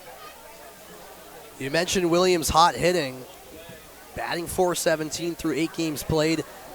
The other night, Wednesday, was his first game without a hit for Newport. This one is a laser to right center, and that'll roll all the way to the glove of Solinsky. Zako trying to come home from third. The throw's going to be close, but Zako doesn't even need to slide. He comes in standing, and Dixon Williams' bat just won't slow down. An RBI single makes it a 7-3 game. Yeah, and I mean, as we take a look 9-3. here at the replay, you actually see, you don't see it, but Brody Zako missed home plate. He subtly walked back and touched the plate. Oh, wow. After that play had finished up to make sure there was no possible appeal. Well, good awareness, I suppose, from Zako to just for good measure make sure.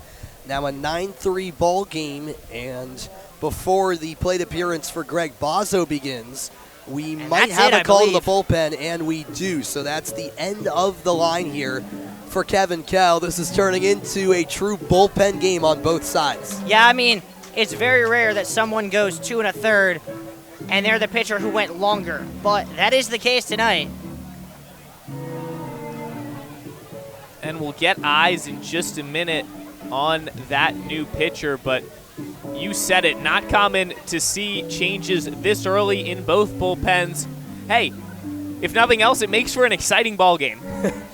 Already 12 combined runs between the two teams, and we're not even through the third inning.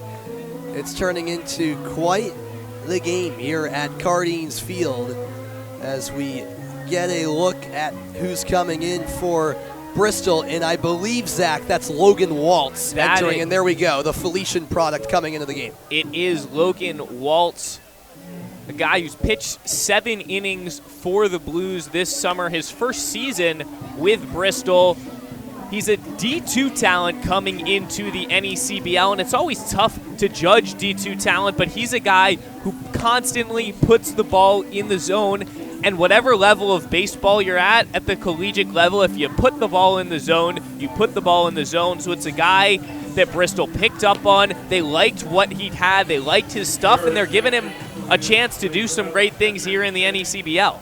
Yeah, and I mean, I think the Gulls, more than anyone, know the amount of talent that is outside of the D1 level. Their best pitcher this year has been Adam Marr from the D3 ranks at UMass Dartmouth. Yes. Adam Marr leading the league in strikeouts as well before, unfortunately, in his last start, he came out early, much earlier than he wanted to, with an injury dealing with tendonitis. But that's a great point, Riley. I mean, if you are a D2 or D3 player playing in the NECBL, you're doing something pretty good and playing probably at an elite level at the D2 and D3 Absolutely, ranks. and I think a lot of these guys, especially from this D2, D3 level, they're getting a heck of a lot more opportunities in the collegiate season than some of these D1 guys are, who are getting 5, 6 appearances on the year. And we wrap up the day for Kevin Kell. Stat line not complete yet because that runner on first has a chance to affect his runs and earned runs, but 2.1 innings pitched, 3 hits, 3 walks, and 2 put-aways for Kevin Kell. So not the length that he wanted to start off, but all relative, not a bad day for Kevin Kell, and especially when you look at the scoreboard, still a 9-3 lead for the Bristol Blues. All right, Zach, got to ask you, over under 10 pitchers we're going to see in this game. Ooh. That's a lot. I'm gonna go under, but I'm not sure it's under by very much. Fair enough. Runner taken off here. Williams had a beat on it, and the throw gets free from Peyton, but backed up nicely by Solinsky, who is in shallow center. It's a stolen base nonetheless for Dixon Williams, already his 4th of the summer here in Newport. We did have in that crazy Newport Martha's Vineyard game last week that Newport won 19-9 on the Vineyard. 11 total pitchers used, 8 for the Vineyard, 3 for Newport. So and crazy things can happen. Those are the games that as a fan back home you don't think about are really tough for a broadcaster because as a broadcaster what you usually do is keep a scorebook, so you're keeping score of the game and you only have a certain number of batters that your scorebook gives you. So when you have an inning that goes 10, 11, 12 batters, you as a broadcaster, your whole book gets messed up. It's a mess. Oh, it was a messy book as there's a strike 2-1. I actually was so amazed by what a weird game that was that I posted my scorebook on Twitter that night, still just baffled at what I witnessed. There were 13 batters in a single inning, by the way, in that What you game. don't know, Sam, is that that's in my saved tweets folder right now. Oh, all right, there we go. I mean, hey, I'm glad it's getting some recognition out there because that was just nuts. I mean, I've never seen a game crazier than that. You might have to post tonight's the way this one's going. Maybe. Might be one added to the portfolio. 2-2. Chopped foul, so Bozzo gets a piece. Of course, he had that loud double to lead off the last inning, showing really why he's a veteran in this league. Remember, he was an all-star for Keene last summer. Yeah, Bozzo, not only that, he recorded all 3 outs in the top half of this inning on that double play before tagging out the runner that Nico Brini cut down at the plate to end that top half. He can do it at the plate and behind the dish as the catcher, another foul ball, the crowd appreciating Bozzo's ability to just stay alive. And we can take a look at what Logan Waltz did this year at Felician College. Go Golden Falcons. Went 5-3 with a 2.91 ERA. Pitched 55 2/3 innings. That's impressive stuff from any pitcher. Bit of a mix. 12 appearances out of the bullpen, 7 starts at Felician. That one down low, so Bozzo has worked back into it, and the count now full. And you can see with each pitch, each ball taken, each at-bat that's successful, the crowd comes more and more to life again. And honestly, for a 9-3 lead, this crowd is really into it.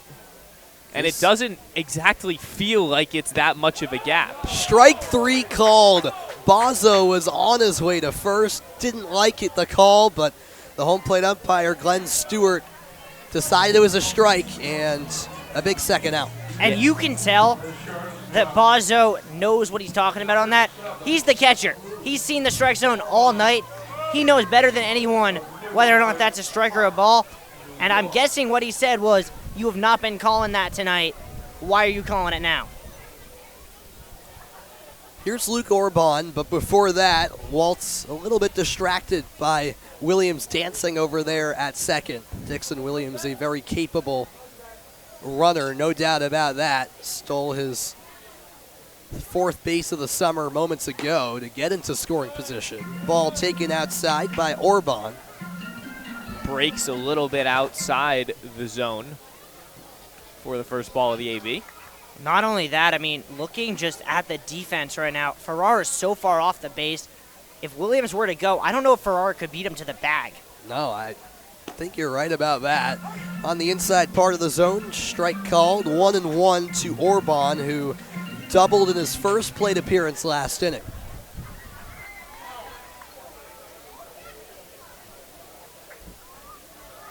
A glance over at second from Waltz, a couple at that. Now he deals, and it's inside. Down by the knees of Orban, 2-1. And I'll tell you what, that is the exact same pitch that Greg Bozzo got rung up on. Orban, sorry, go ahead, Zach. Orban 8 hits on the year, looking for his 9th. Bozzo, a right-handed batter, Orban, a lefty on the other hand, and he takes a strike on the outside part of the zone. And this is some consistency from the umpire. The outside of the zone is bigger than the inside. We talked about it in the first. We're seeing it here again in the third.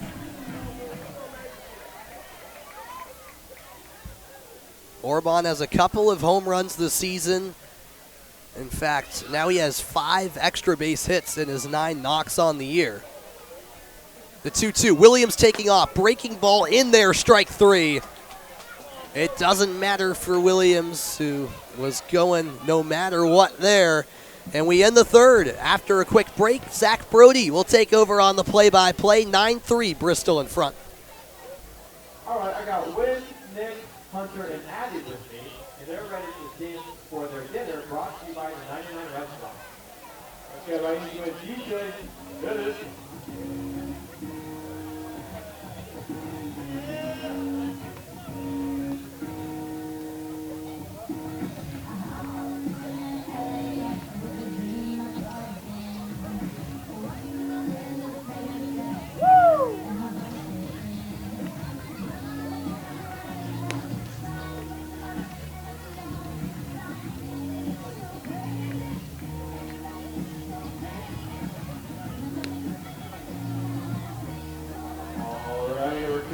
With the birds. All right, Joey, who's it gonna be? Who's our big winner?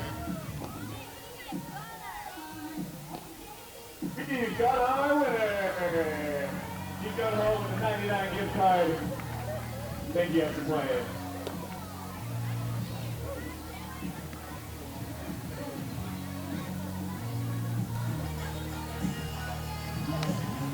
And we welcome you back to the intra-divisional matchup between the Bristol Blues and the Newport Gulls. Your score right now, a 6-run gap, 9-3 Bristol. The middle portion of this order, Sky Solinski, the 4-hole hitter, leading off for the Blues. And Sam, what do the Gulls need to do to really get back into this game? Well, first and foremost, DeLucia on the mound right now for Newport. He's gone, almost 2 innings now since taking over in the second for Blake. I want to see him get through this inning with relative ease and even, in my opinion, pitch the 5th. You don't want to go too deep into your bullpen early on. That's on the defensive end. And then for the offense, it's about working 1 plate appearance at a time to work your way back into it. I'm going to kind of disagree with you on the offensive part because I honestly think the Gulls' offense has shown me that they have enough to overcome this deficit the way they're hitting right now. I agree with that. I'm just saying, 6-run deficit, 1 inning at a time. It doesn't have to come in a clutter. It's certainly an offense that's capable in Newport. But yeah, I have no doubt that the offense is capable of coming back in this game as long as the pitching can settle in, and it starts with DeLucia here. And that's the thing you got to be conscious of. You got to hold it at 6 runs as the first ball in the zone for DeLucia against Sky Solinski. The count now 2-1. I think Sky Skolinski is trying to argue that he got hit by that pitch. Either way, no call for him. Here's the 2-1.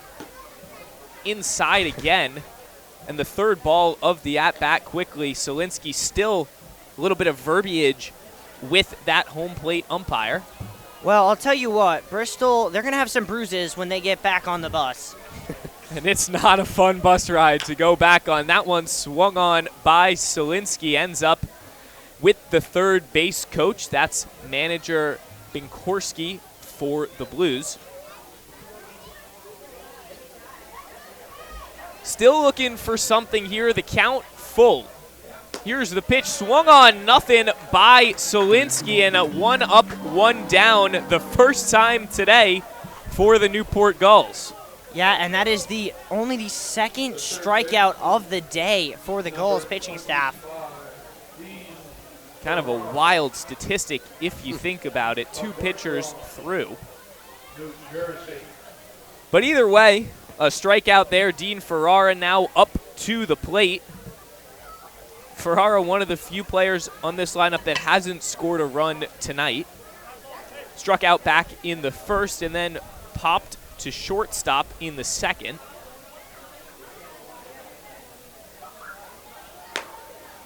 That one on the outside edge. Call it a ball. So 2-0 coming at Ferrara. Yeah, Ferrara actually, as that one's going to go straight up. Popped into the outfield. Will it go off the fence? No, a nice play made by the center fielder, Andrew Duncan, to control that one. A similar play to Sky Solinsky back in the third inning. And 2 quick outs for the Newport Gulls, something we haven't seen at all today. No, this is exactly what I was talking about with DeLucia, making quick work of Bristol's lineup here in the fourth inning. So far, so good. It's now Michael Zarillo as he takes that one at the toes. And I'm almost certain at this point that Kevin Long's message coming into this game to the Gulls pitchers was to work inside, because it seems as if every miss is missing inside. Got a piece of it, fouled back at the wood. Count evens up at 1. Grounded out to third and then had that double, the 2 RBI double back in the second inning, did Michael Zarillo.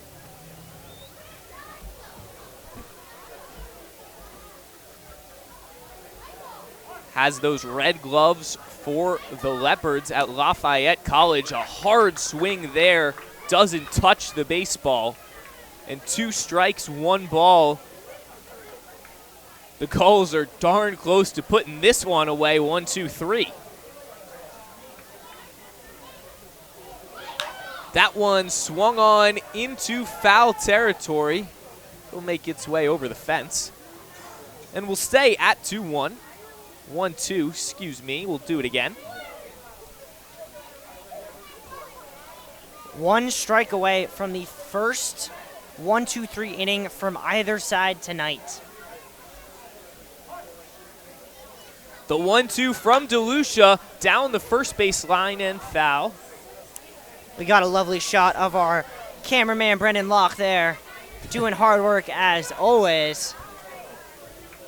And again, you take a look on your screen at that brick wall, which serves as the fair foul line in right field. Fascinating to me. The pitch again swung on, this time fair into the outfield right at Carmelo Muzakia. And he'll make the routine fly ball catch for the third out of the inning. No damage done by Bristol. Your score still 9-3.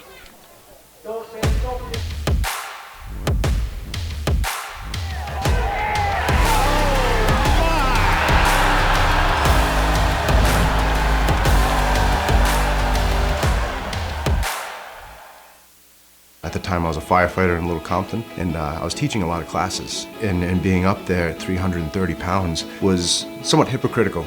South Coast Health was excellent in providing the tools and the opportunities. You're retaught to eat after the surgery. And it was exciting to finally know that I was getting to where I wanted to be. Having kids, a 9-year-old son, it makes me feel really good that I'm in better shape to enjoy his childhood with him. I'm very happy. Very happy.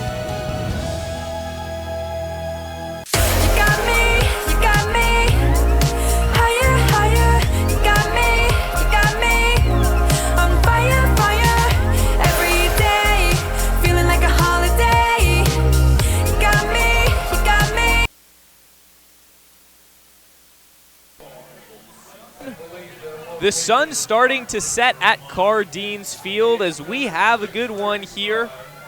9-3 your current score. Bristol leads, but it doesn't quite feel like a 6-run gap, does it?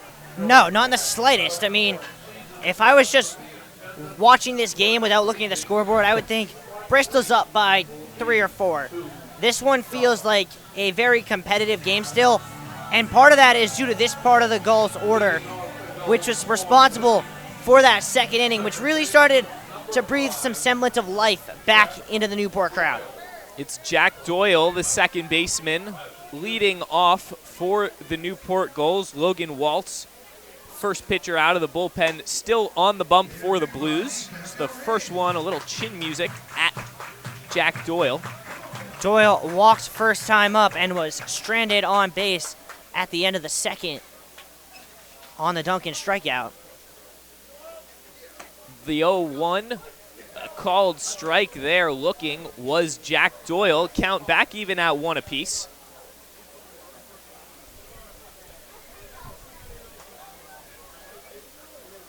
And you said it earlier, Sam, they really want to start chipping away at that lead. They could do it in 1 inning, but slow and steady is probably the way they want to go. Exactly. I mean, when all is said and done, it's only the 4th inning right now. So if you can put, a couple of runs on the board here in this inning, 1 in the next inning, all of a sudden you're right back into it. The 1-2 swung on straight to Logan Waltz. The easy play to first base, Michael Zarillo on the receiving end, and there's the first out of the inning for the Blues. And that's big for the Blues, especially the way those last 2 innings had started for them, having given up back-to-back hits to start both the second and third. They're able to get a first out here to face off against Carmelo Musakia. And across the board, that's been a common theme tonight, that first batter of the half inning, whichever team it is, getting on base, and disaster seems to follow every time. These last 2 half innings, that first batter taken care of by the defense, and we'll see if the trend continues. It's because you're on the play-by-play now, right, Zach? No, those are things we don't say on air. We can't jinx it. Well, I just did. I do that too much. Every time I'm on the air, I have to tell you not to jinx things. And what do we have every time? I'm bad at resisting what people tell me not to do. It's bad. Swung on by Musakia. That one to the deep shortstop JT Landwehr.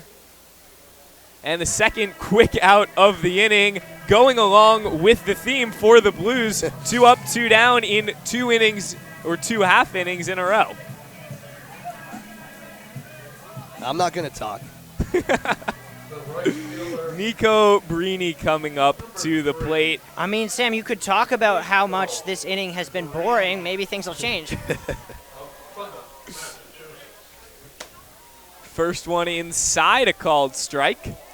Nico Brini, the outfielder from the Rock City of Plymouth, moving his talents down south to Wofford for next spring. Before he does that, as that one sailed into right field, it looks like Rollauer will come in to make the play. And hey guys, just like that, the inning's done. 1, 2, 3. Tap up your clean books. We're going to the 4th. While we're waiting for Gully Jr. 5th. to make his way to second base, I have Will.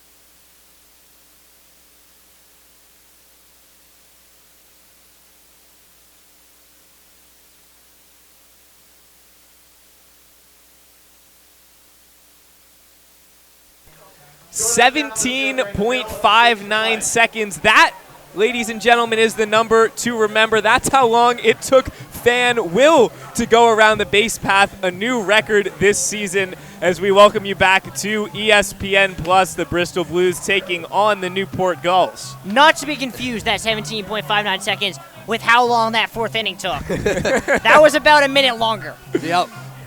Hey, listen, if you ever saw me running around those bases, I think I'd pull a muscle before I got around third. There's a reason I'm in the booth with you guys. And I mean, I was going to say, as a lot of those balls were hitting the body parts of the Blues, I was going to say, I'm happy to be here. I'm behind a nice, hopefully very safe fence right behind the plate. We got a great view of the ball game, and we got safety as our #1 priority. As Anton Lazitz and the Cotton Candy Bat make their way back to the plate. A low called strike #1 at Anton Lazitz. Lazitz actually batted twice during the second inning. Those is only 2 at-bats of the game. That one dances around the third base line and pops foul. Now, I got to ask you, Zach, are you a fan of the Cotton Candy Bat that Lazitz possesses? 100%. I'm a fan of the creative bat, and I think I am too. I think it implements, if we take a look at that bat on your screen, you see the pink tip. The bottom half is actually blue and matches his helmet. A lot of coordination going on there as he gaps that one to the second baseman. The play from Doyle to Hare in time for out #1. And I will say, for all the struggles the Gulls have had pitching tonight, their defense has been really, really good, and it started with him, Jack Doyle, at second base. So again, we see the pattern. We'll see if it continues. But the first batter of the inning taken care of this time around by the Newport Gulls. Beck Milner up to the plate now, framed nicely by Bazo for strike 1. And this looks like a different Drew DeLucia. A much more confident DeLucia is out there than we saw in the first 2 innings. That one off the tip of the bat to shortstop. The 6-3 play from Orban to Hare in time again, and 2 up, 2 down. Wow, I think that was a little bit quick, wouldn't you say? You know, 2 outs already? It feels like we're making up for some lost time. Hey, if nothing else, it's a long bus ride back. We'll take long innings and short innings, and we'll accept it. It's like when they tell you on the plane that your flight's going to be 3.5 hours, but they build in some buffer time because they know they can make up some time in the air if things get delayed. That's what we're seeing here in the 5th. Now, I'm not sure I've ever heard an airport to baseball analogy. Congratulations for accomplishing that, as there is the middle of the zone. Touching it is Drew DeLucia. He's been doing that a lot lately. The 0-1 count at JT Landwehr. There we go. Make it the 0-2 count at JT Landwehr. You're just prescient. You just knew it was coming. And things flying by in this middle half of the game. Landwehr hit by a pitch in the 3rd, out in the 2nd, and there's a swing to end the inning. In the 5th, the top half of the 5th inning completed and retired in no time. We'll head to the bottom of the 5th after this short break.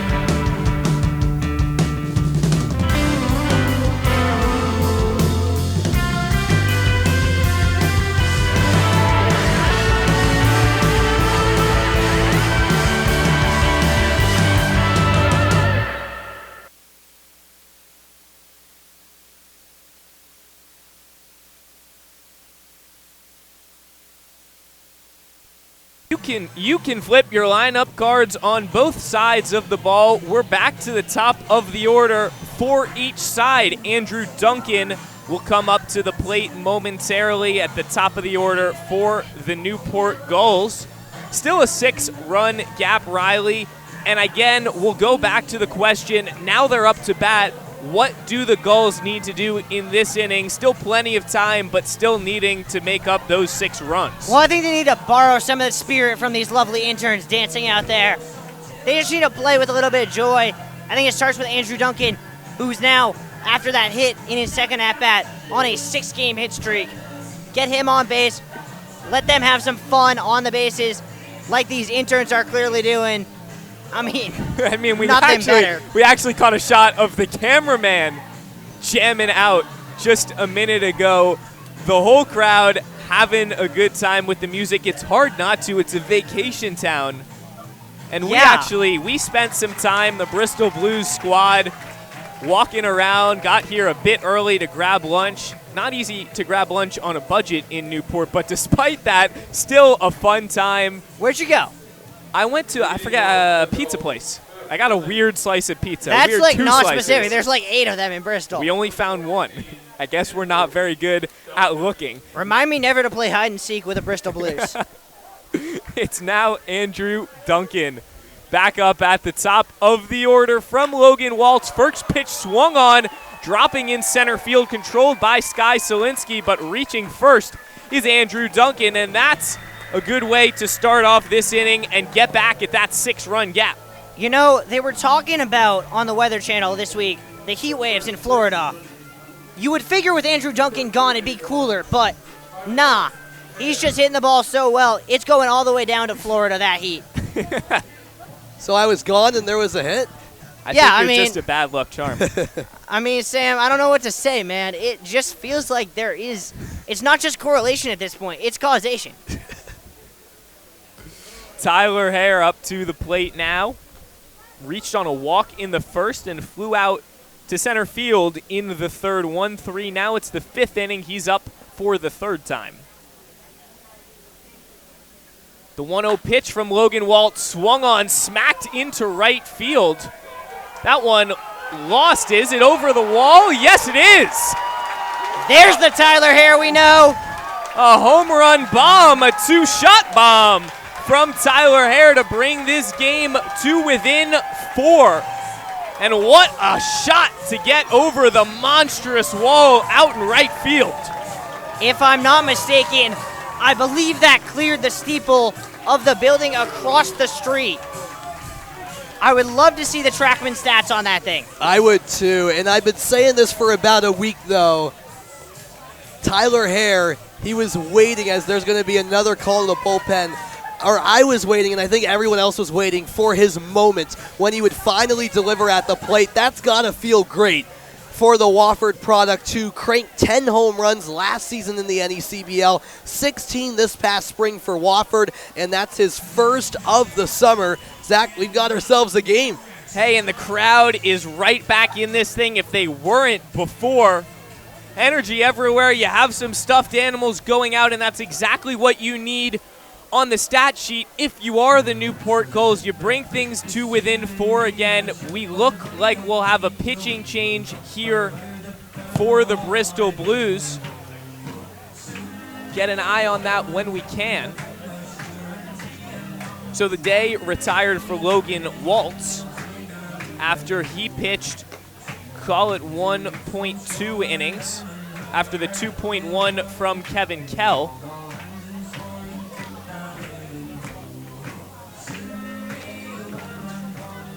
So yeah, we'll try to get a name on who the new pitcher is for Bristol. And it looks like that is number 28, one of the newcomers for the Bristol Blues. Yeah, I admittedly don't see a 28 on the Blues roster I have anyway. So we'll try to sort out who exactly that is that's entered the game on the mound for Bristol.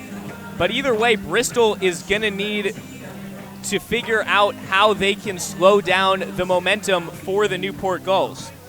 Yeah, that's exactly right. I mean, a 9-5 game now. Tyler Hare with the 2-run shot. And this is kind of what I mean, Riley, with the offense just kind of chipping away inning by inning. You know, they didn't score any runs last inning, but 2 in the second, 1 in the third. You tack 2 more on here in the 5th. We've got ourselves a 4-run game and still a lot of baseball left. Yeah, I mean, it feels like forever ago. And I mean, looking at my watch, it was when it was an 8-0 game. But, I mean, looking just at that, it kind of shows what we expected from this Newport team in that you just got that feeling that when we were watching the start of this game, this wasn't going to end with either team holding the other under like a half dozen runs. This is going to be a slugfest. These are two teams who are here to hit, here to put up runs. And Martin Jang taking the plate as you saw across your screen. For the Bristol Blues, taking Brody Zako at the plate. First pitch of the day, gets the corner of that strike zone. So the mystery pitcher no more. Jang, who was listed as 0, so I guess technically without a number on the roster, he is wearing 28 for the Blues. So there we go. And he was another one of those guys as that one lined into left field right at Anton Lazitz. First out of the inning completed by Lazitz, retiring Zako. Yeah, and as you were saying, Sam, that one, he was a late entry onto this team, was listed at number 0 on the roster. Took us a moment until we got our feet under us. We got there. But now controlled, and Jang controlled that batter for the first out of the inning. Now he'll see if he can control Dixon Williams, who got the third started for the Gulls. That one finds its way into the zone. Sweeping slider from Jang. Dixon Williams with his hit tonight now has hits in 8 of his 9 games as a Gull. That one swung on foul from Dixon Williams. Looks like it might have gotten through the netting. There was a gasp by the crowd. You said it earlier. Sam, what have I said about talking about safety things? You're going to make us have to get a better insurance policy. I apologize. Zhang upstairs on the 0-2. And what was once a 7-run gap has now been closed to 4 with 1 out here in this bottom of the 5th inning. Call it halfway through this ball game as that one hits the back of Dixon Williams. I don't think it did. Did it? He's not going to first base. And he came off like it hit him. It sure looked like it hit him. Yeah, it looked like he was in a little bit of pain, but he'll stay at the plate. You know what it might be? It might have hit his jersey, and he might just want to hit more than he wants first base right now. Hey, the way he's hitting, I can't blame him. Not sure I've ever heard that. He does have that single back in the 3rd, and he'll take the 2-2 from Jang outside to push the count full. Martin Jang against Dixon Williams. The full count pitch. That one hit him. Yep, there you go. Lost control way inside. And that one hits Dixon Williams. So he reaches first on a walk. Still only 1 out here in this bottom of the 5th inning. The catcher, Greg Bozzo, coming up to the plate. And just a note, jogging to the bullpen for the Blues is Jason Shockley. As they're going to go and have a conversation with Morgan Zhang. I can't imagine they would pull him after 2 batters. And again, it's probably buying some time. Might not be on the largest leash of his life, but I doubt that they're going to pull Martin Jang from the game after only those 2 batters. Still need to give guys time to warm up and him a little bit of a chance to get his feel in this ball game. 2 runs scored this inning off that 2-run shot from Hare. And it's got a completely different feel. It almost feels as though the Blues aren't up. And they are going to pull Morgan Zhang, so 2 batters is the leash. A surprising play right there. His day is done, and it will be another new batter for the Bristol Blues. Yeah, I am a little bit surprised by that, to be honest, Zach. So Martin Jang only comes in for a couple of batters, And we go even deeper into the bullpen. Already the 4th pitcher for Bristol tonight. The one thing I can think of, the only thing that really makes any sense, is Morgan Jenks, the lefty. You got 3 straight righties coming up for the Gulls. Maybe you don't want those lefty-righty splits. But at the same time, if you know that's coming up, why are you bringing a lefty in if you're just going to pull him 2 batters later? Now, I will say this is Carson Renner coming into the game for the Blues. He is probably the best closer that they have. He has a 0 ERA through 4 innings pitched, and he usually comes in the late game, throws absolute heat, and has been able to keep control of a lot of those heaters this year. Again, he's never seen action this early. Right.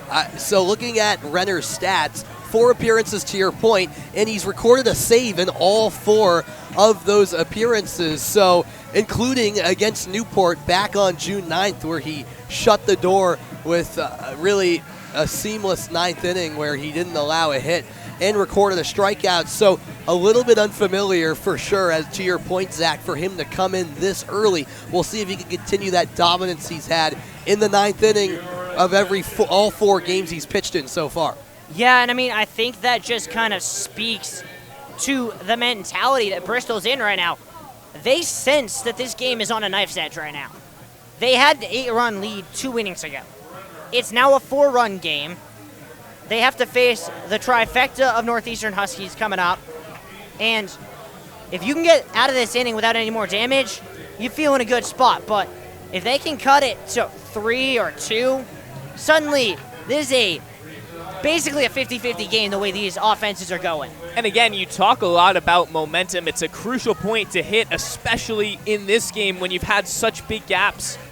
And now you have a 4-run game with a runner on first base. I like the move, bringing in a closer-type player in Carson Renner, even if he only gets you through an inning or 2, just to shift the momentum back your way.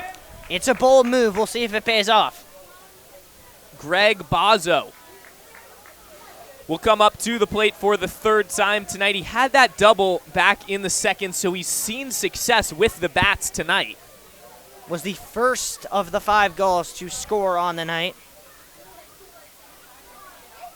Here's the 1-0 pitch as the stolen base attempt from Dixon Williams doesn't matter. That ball goes foul. Yeah, I do not think Bozzo was supposed to swing there. Williams had a really good jump, was almost 2/3 of the way to the base when that ball crossed home plate. Either way, the miscommunication or not, it's a 1-1 count with Dixon Williams on first. The pitch from Renner can't catch the outside of the zone. Pushes to 2-1. Renner bringing the velocity early on. 91 on that one. The fastest of any pitcher we've seen so far tonight. Here's the 2-1, swung on foul by Bozzo. Evens the count back at 2 apiece. And only 1 out in this 5th inning. Renner still needs 2 outs to get out of this one with the runner on first and the momentum not on his side. Renner now going to step off. Refocuses. Talking to Beck Milner behind the dish. He likes the call. Now throws the pitch. That one swung on foul first base line. And that's just that little bit of insight you get into what a pitcher's going to throw from being a catcher. Most batters in that situation, they're sitting fastball, adapting. Bozzo there was ready for the off speed and was waiting for it. And there is a lot of value to talk about a catcher at the plate, having that knowledge of what's going to be thrown, as here's the 2-2 in the dirt. And outside for Carson Renner. Once again, the count pushed full with Pivotal that runner pitch on first. I mean, it's not an understatement to say this is could be a deciding pitch in this game here in the 5th inning. Sure feels like it. As Renner takes a deep breath, knee to the chest, a swing and a miss. Now the steal attempt from second goes awry, and thinking about third, but staying at second is Dixon Williams. So Greg Bozzo retired on the strikeout. I think they just called Dixon Williams out for batter's interference. They did. And just like that, the inning over in a weird way. It was the strikeout from Bazo, and then interference from Dixon Williams to end that odd inning. Either way, Carson Renner gets out of it without a run. We'll head to the top of the 6th inning after a weird end to 5.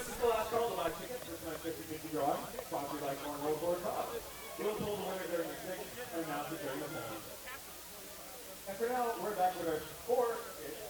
Discovery Newport, British traveling. 5, actually. I'm going to ask them one question with a numerical answer. Well, it's just about going over which one lets you all go over. So it's inspired dermatology night, so we're just talking anatomy. How many bones are there in the human body? How many bones are there in the human body? Yep.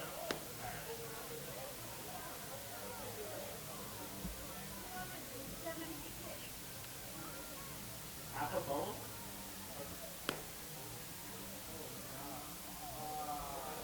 Yes, 315. 97. Closest without going over. Only one person didn't go over. So we have a winner right here. But the correct answer is 206.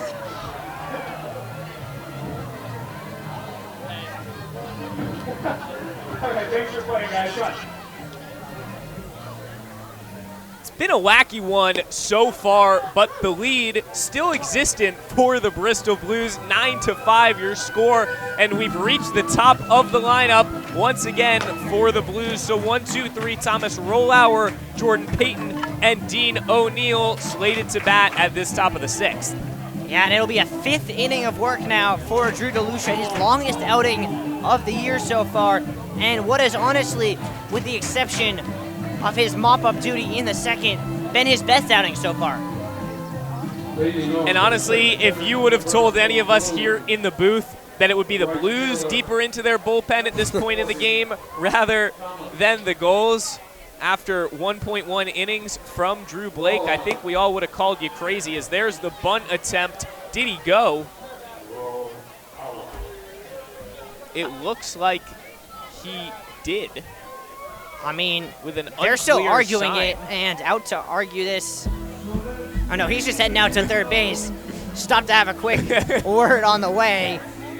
It looks like we don't have a clear ruling yet. Jose Avina, the first base coach, might be chatting with that first base umpire. It now looks like they will call it a strike. So here's the 0-1 pitch, a broken bat down the first base line. It's a race to first. Thomas Rollauer, did he get there in time? He did. Actually, he didn't, but DeLucia could not find the bag with that toss. It pulled Tyler Hare off of first base. We'll see if they score that hit or an error. And we will see. It looks like they'll call it an E1. They are going to call it an error on DeLucia, probably rightfully so. The throw beat him. But honestly, DeLucia there, he made a good play, but if he knew it a little bit quicker, he probably had the opportunity to tag. Either way, Thomas Rollauer finds himself on first, Sam, and now Jordan Payton back up to bat. Yeah, I mean, the leadoff man gets on for Bristol, something DeLucia avoided the last 2 innings. And a bat attempt goes foul back towards the dugouts. Bristol playing a little bit of small ball here, and that's not a bad approach, especially because a run here, yeah, it might not do a ton in terms of the scoreboard, but you know what it does? It stems the momentum significantly. Such an important point. We'll talk about it again and again. This time, Payton holds his bat. I'm and not a good quite eye. sure how that one missed.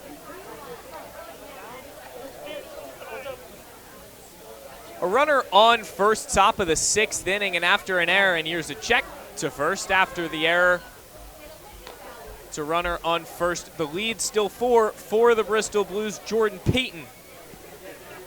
1 for 3 on the night, 0 for 2 on the night with that walk in the 2nd. Scored a run off of the walk all the way back in the 2nd inning. Feels like a long time ago.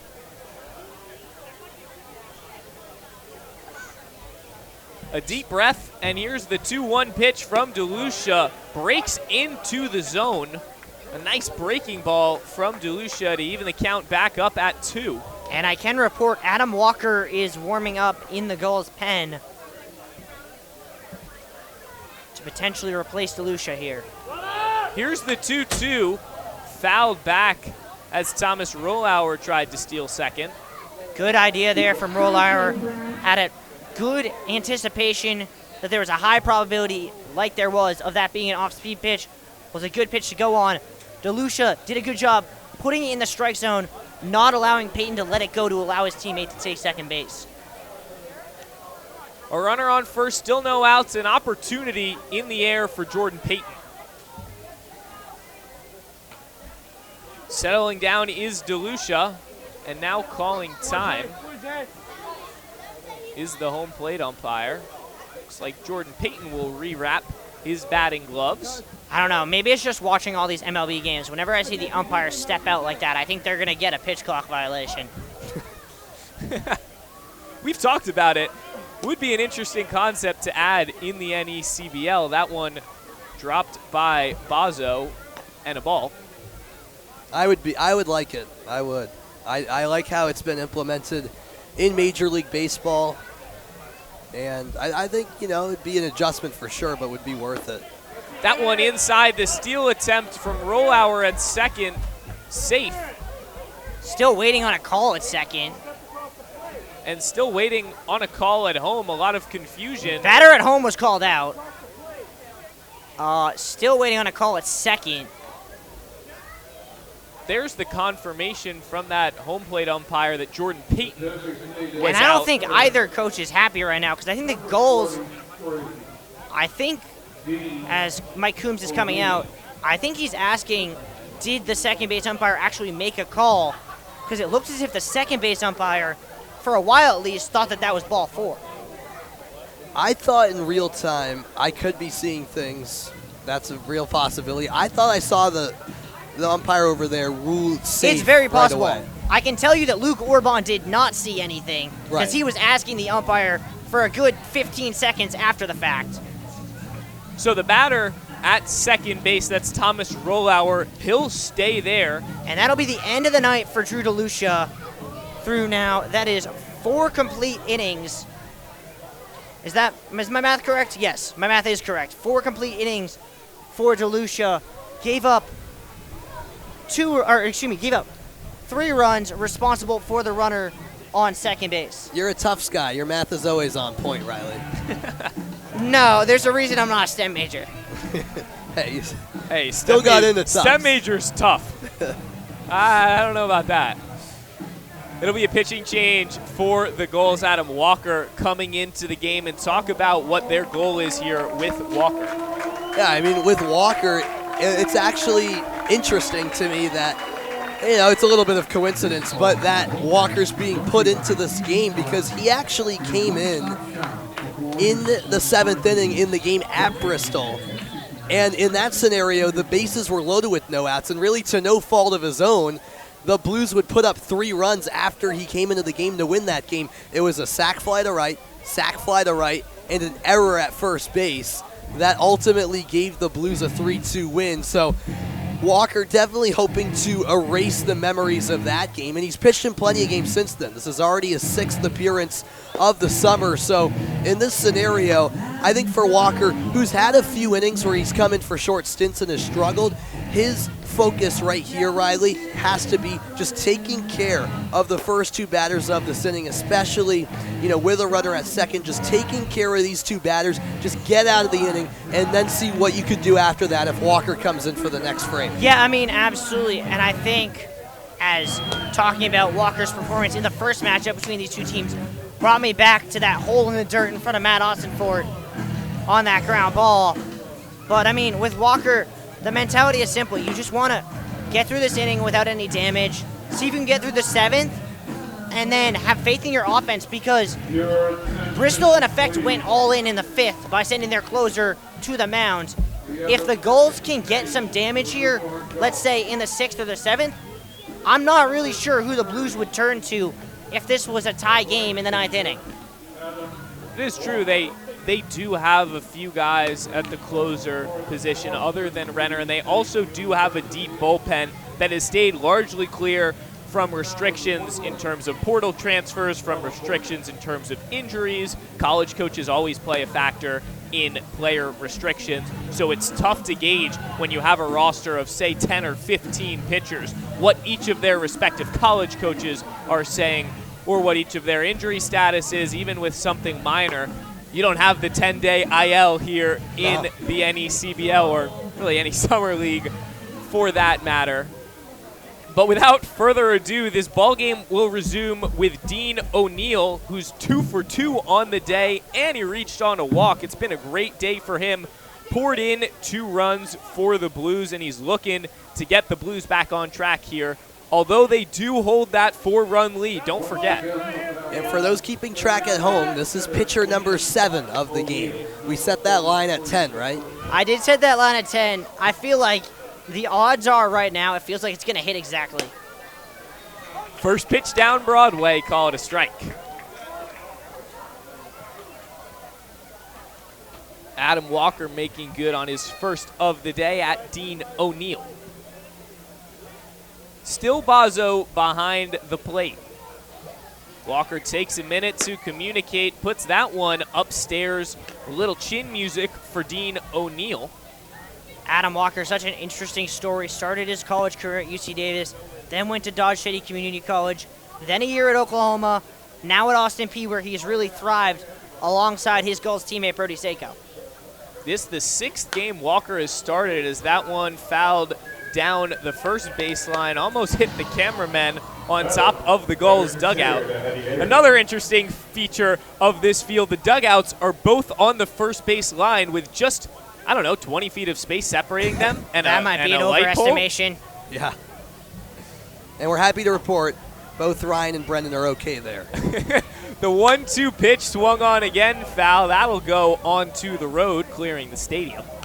And just going back quickly to Riley's point about Adam Walker and Brody Sako now being very close friends at Austin Peay, living with the same host family here, playing for Newport.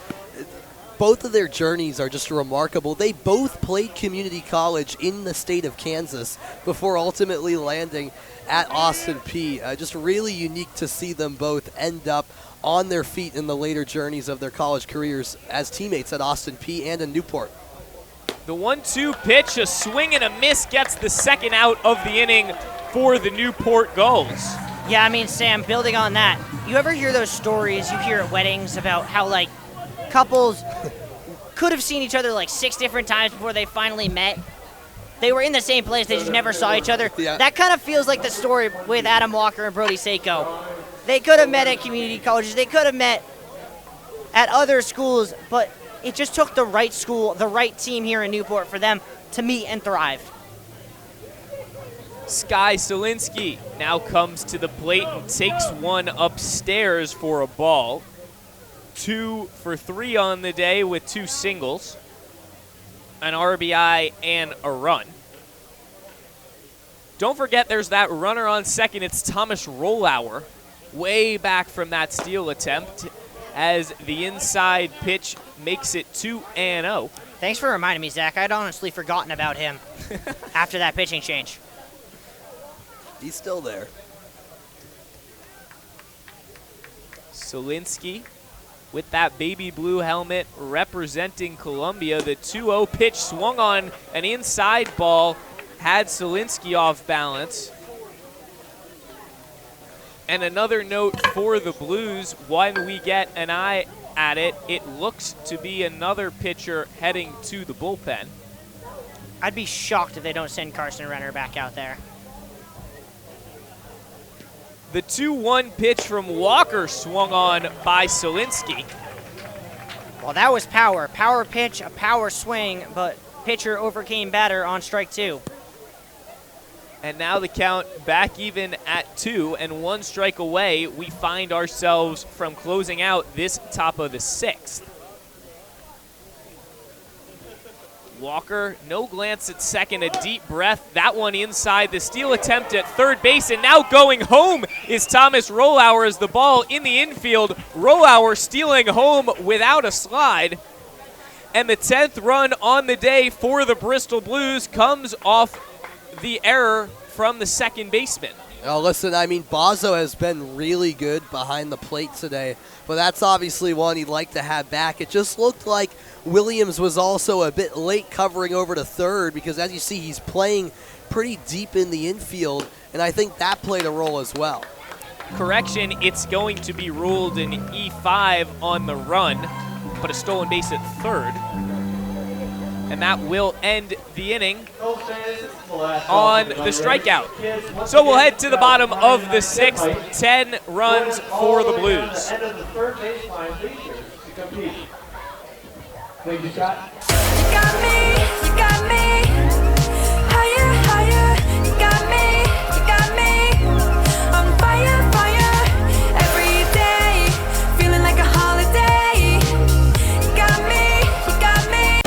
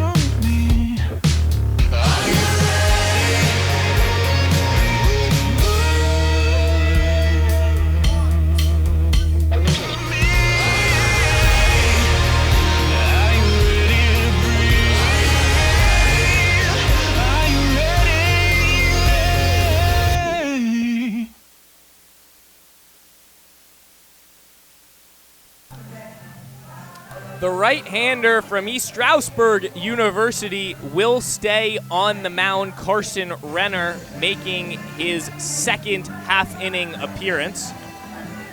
Zach Brody in the booth, joined by Sam Reese and Riley Daniel. It's been a weird one so far in a lot of ways, guys. It has been. I mean, it's a 10-5 game now, so 15 combined runs, but just 12 combined hits, and we've had 5 total errors as well.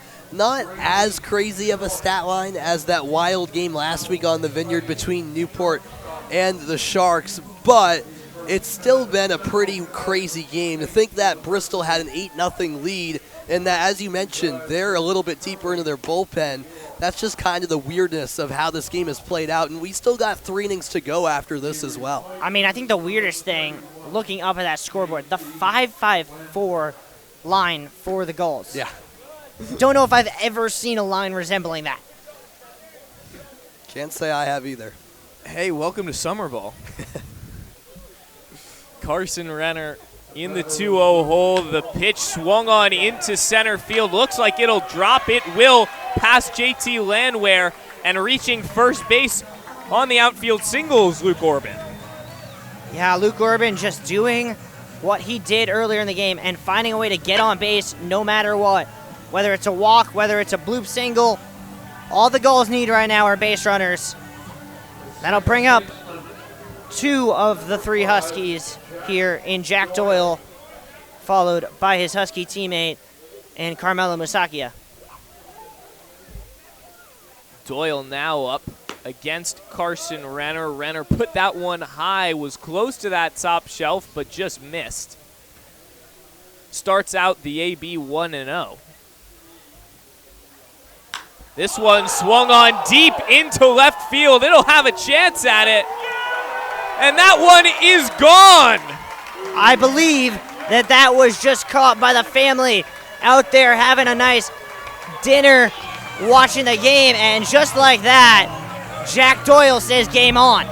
That home run brought to you by Boost Bolton. Oh my, holy schmoly, 2 home runs. The 2-shot brings this game to within 3, but man, it doesn't feel like a 3-1 lead or a 3-run lead for the Bristol Blues. And the story of tonight offensively for Newport has been about guys who have struggled at the plate this season, finding their groove and hitting home runs. First Tyler Hare, now Jack Doyle, who came into the day with just 5 hits in his first 10 games played with a 152 batting average. He didn't even have an extra base hit this season, and he got all of that one. Yeah, the 2 lowest hitting in terms of batting average goals in the lineup have both hit 2-run home runs in the last 2 innings. The score now 10-7. That's Carson Renner's first allowed run of the year, breaking his 0 ERA. Quickly gets the 0-2 count on Carmelo Muzakia.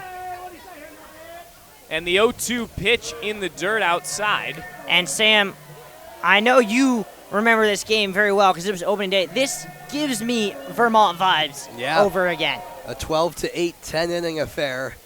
It's certainly feeling similar, isn't it? Again, tapping the dirt was Carson Renner. Brings the count back to 2-2. No outs here in this bottom of the 6th inning. Sun has set here in Newport. Did it catch the outside? It did not. Well, I mean, Zach, you wanted more excitement while you were on play-by-play. You got it. I just don't know if it's for the team you wanted it for. You got to take what you get. The full count pitch upstairs, and jogging to first base is Muzakia. I guess he heard you, didn't see anything in the zone, and took a walk after going down 0-2. 4 straight balls from Carson Renner forced the mound visit here by Coach Bink and his Blues infield. I believe we're going to see another pitching change. If we do, it'll be the 5th of the day, and we will. Carson Renner's day is retired after, call it, a third of an inning. Something along those lines, and a new pitcher for the Bristol Blues. That's actually an interesting question. I think it's 2/3 because he technically recorded 2 outs while he was on the mound. Correct. Even though he only retired 1 batter. I think you're right. Because they ended the last inning by throwing out Dixon Williams on the batter's interference. Fair point there. Maybe it is 2/3 of an inning. Chad Fideli will take the mound now as the 5th Bristol pitcher of the day. Fideli has been a really successful guy this year as well for Bristol. A 2.7 ERA with 10 innings pitched, 13 strikeouts on only 7 walks. And the crowd staying in it as this game just continues to move in unforeseen directions. You had that 2-shot home run by Jack Doyle to bring the gap to within 3. Now you have another pitching change at the bottom of the 6th inning. You still have no outs in this inning. Still no outs. It's still the 6th inning, and we're already on to the 5th Bristol pitcher, as you mentioned, the 8th total pitcher in this game, which is really hard to believe. And yeah, to your point, Zach, this game is far from over. I mean, it's not, the easiest situation for Fideli coming in. And as the Blues go deeper into their bullpen, I think the Gulls only get more and more confident saying, yeah, they're running thin on arms, and we still have a lot of baseball left. I mean, you think about it, the Gulls trailing by 3, and they still have 12 outs left offensively. They do, and not only that, they have the better arms left. Like, they still have Adam Walker who's dealing. Ty Stark's available in the pen if they need a lefty, and they have their closer in Colby Hammond. Like, for me, Holcomb, yep. I honestly think if you're Bristol, you cannot allow this game to get tied up because I don't know if they have the bats to handle what's left of the Gulls' pen if the Gulls were to tie this game. I will say on the pitching side for the Blues have had a really solid pitching year with a 3.73 team ERA. That's impressive stuff in the NECBL. That's one of the top in the NECBL. And I guess we'll just have to wait, watch, and see what happens in this one as Chad Fideli takes his first pitch of the day. A ball on Nico Brini. And on deck, the scorching hot Andrew Duncan, who would represent the tying run if Nico Brini were to get on. Runner on first base with Nico Brini up to the plate. That's Muzakia at first after the walk right before Carson Renner was pulled.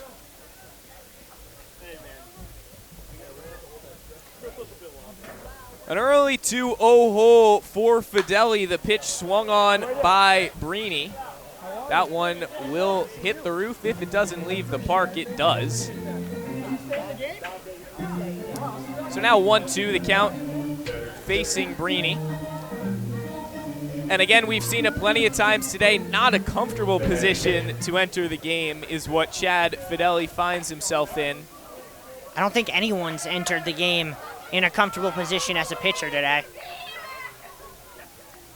The 2-1 from Fideli swung on deep into right field. That one foul over that scoreboard and building area in foul territory. It still kind of trips me up.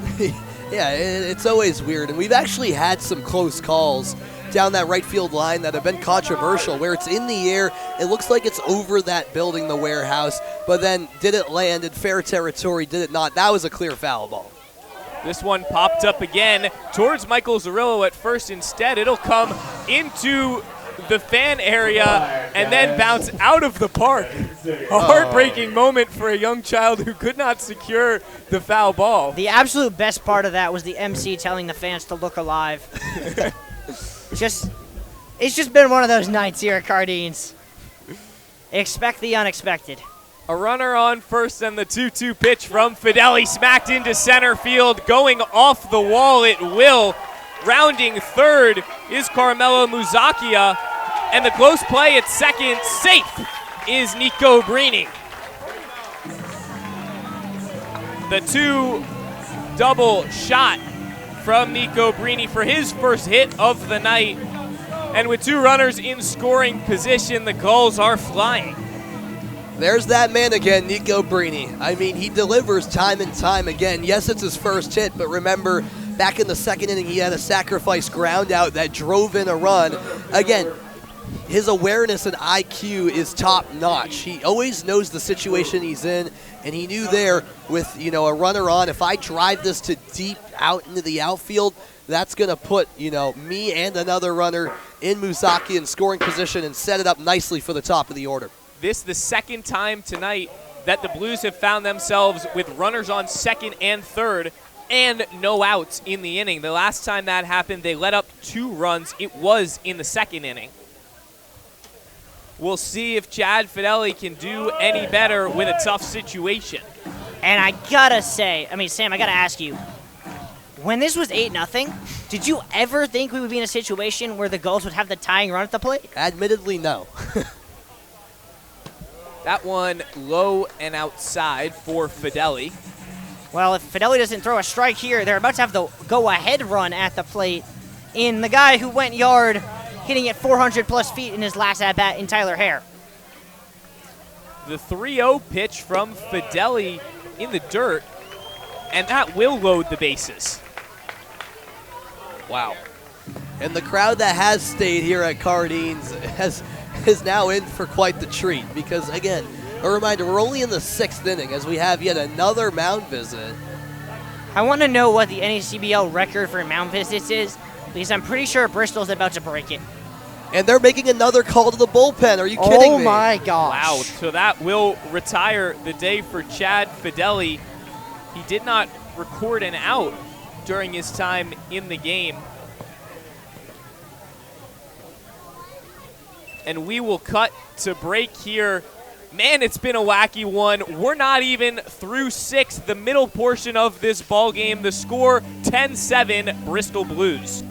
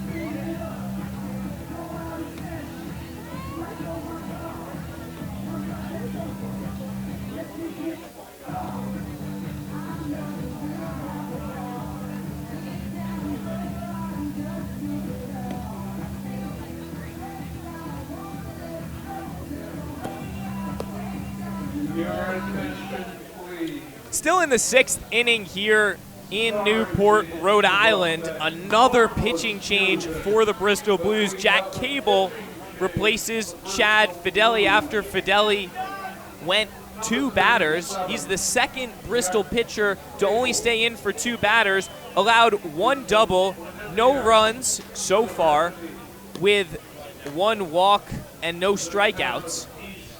Jack Cable will look to tidy things up. He's pitched 4 1/3 this year with 4 strikeouts and 4 walks. I will say this, it might be the 6th pitcher for Bristol, but the way that the Blues have been really not hesitant to go to their bullpen quickly, I think shows you the belief they have in the depth they have. Zach has talked about how good the pitching has been. Bristol certainly has arms available, as we're seeing Cable becoming the 6th one already.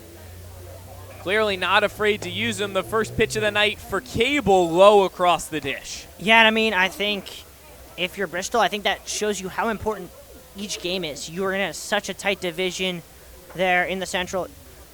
It probably could come down to a game. Yeah, the West Division, absolutely a tight one, as that ball fouled down the first base line by Tyler Hare. It's bases loaded here, no outs in the bottom of the 6th. It's a 3-run gap that the Blues hold. This runner would put 4 runs on the board with a grand salami. As the pitch from Cable, still low, says Glenn Stewart. You mentioned the tight strike zone. Sorry, not the tight strike zone. The tight standings in the West, I should say. I don't know where I got that from. But it is Valley trailing Vermont right now, 2-0 in the 8th. So Bristol with a great opportunity tonight to head into sole possession of first, Zach. Is that the 3rd ball of this at-bat? A walk here would score a run, really not the way that Jack Cable wants to start things off. The 3-1 pitch taken outside, and exactly that. A walk, a run, and still bases loaded with no outs for the Newport Gulls.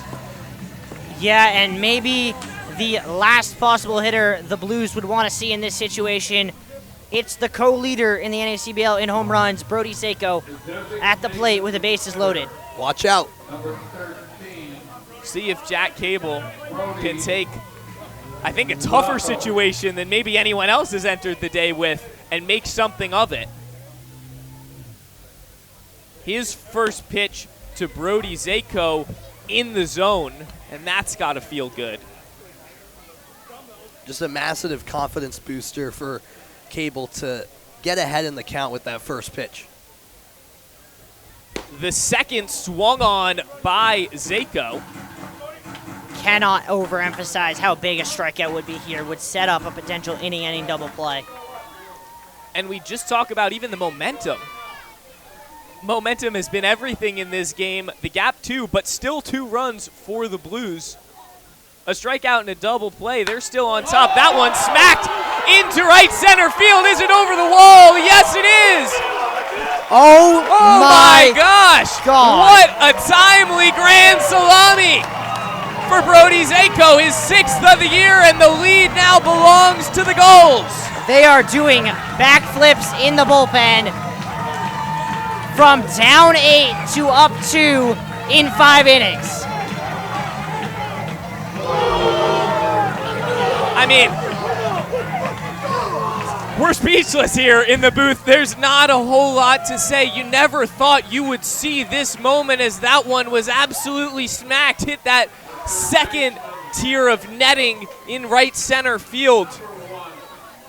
And Brody Seiko gives the Gulls their first lead of the night. I mean, are you kidding me, Brody Seiko? A player playing with confidence probably greater than about every hitter in the league right now. He had 2 home runs in 1 game against Ocean State back on Saturday, and then hit another on Monday. So just within this last week, he's hit 4 of his 6 home runs, and this one undoubtedly the best yet. Newport's in the lead, and I don't really know how. I think that goes for 2 of us. Make it 3. Why not? Jack Cable still on the bump. Out to a difficult 2-0 hole against Dixon Williams, who is 1 for 2 on the day with a walk. That one smacked down the first baseline, makes its way into the outfield, and Williams rounding first. He'll stay put. And just adding on to what has already been a disastrous inning for the Bristol Blues. 7 runs in 7 this runs? 6th inning. And they still have yet to record out number 1. No way. They cannot be about to change pitchers again. There's at least another mound visit for the Bristol Blues. And they're going to do it again. Make it 7 on the night for the Bristol Blues. And, I mean, I'm going to have to go look at the record books to see what the record is for pitching changes. Emmett Tolis will enter the game for the Bristol Blues and replace Jack Cable. It really feels just insane.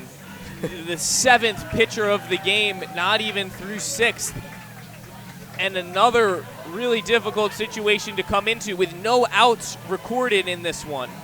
And for those of you who actually placed a bet on my over-under, it is now hit even. We have reached it in the 6th. In the 6th inning. This is pitcher number 10 on the night. I think that would be considered a push if things were to end. I don't know. I might be making an assumption, but I kind of feel like we're going to see another pitcher at some point tonight. I'm going to agree with you there, Riley. It's not a crazy thing to say. The live line is 20, by the way. And I'll go back to a point we talked about God knows how long ago. This book is getting pretty nuts with the pitching changes. We're coming up on our 9th batter of the inning without an out, so this inning is set to go over 9 batters. A normal book only allows for 9 batters in an inning, and that hopefully helps describe to you how uncommon what is going on right now really is in the game of baseball.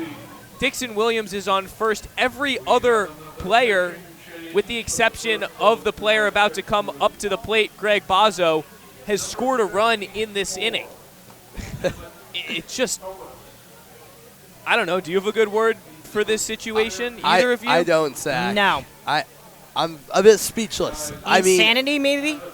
Yeah. Like, I don't know if there's anything else, really. It's funny how the first time I referenced that game last week at Martha's Vineyard between the Gulls and the Sharks was in reference to the Gulls allowing 7 runs, because we were talking about how they allowed, 6 in the 2nd inning, which wasn't quite the most in an inning. And that was at a point where Newport was down 8-0, and we were probably thinking, okay, this is Bristol's game, and it's going to take a miracle, really, for Newport to come back. But now this game is playing into one that, dare I say, might end up being crazier than that one they played against the Sharks. I don't know if you're crazy for saying it. I feel like at this point it'd be kind of hard for it not to be. It's 9:10 on the East Coast. This game started at 6:35. We're 2.5 hours through, and we're not 2/3 of the way there. Another indication of just how wacky this game has been. The steal attempt at second base is complete from Dixon Williams. Oh, he called him safe. He said he got his hand in. Looked for here like he had gotten beaten out by the throw. It was a one-hopper from Beck Milner behind the dish, and even some gasps in the crowd as he was called safe. But he makes his way to second. No force at second base now, and Dixon Williams just continues to put the hurt on for the Blues. And now a discussion from Mike Coombs and the home plate umpire. I don't know about what. I'm not sure what he has to complain about. That was my thought exactly, Zach. I don't know what's going on anymore, really. I'll tell you this. The count is 0-1, and here's the 0-1 from Emmett Tolis low. And with Dixon Williams as well, remember, his last time on the base paths, last inning actually, he thought he stole second, but batter's interference was called. So that would have been 3 steals for Williams. Now he has 2 at that one. Here's the 1-1 swung on. Will it go foul? Michael Zerillo trying to make a play on it. He grabs it. And that, hold on, this is going to feel good to say. That's the first out of the inning for the Blues 9 batters later. It's really just been a tough inning for the Blues, and this game has gone in waves. The Gulls have let up 6 runs in an inning, the Blues 7. There's a runner on second base as Luke Orban comes up to the plate. Back to where we started. Emmett Tolis takes a glance Plus at or the minus 7 dancing runs. Dixon Williams and tosses that one low. In the dirt for ball 1. 1 out, bottom of the 6th inning. The Gulls lead by 2 with a runner on second. Tolis taking his time on the mound. Here's the pitch swung on and nothing from Luke Orban. Emmett Tolis has had enough.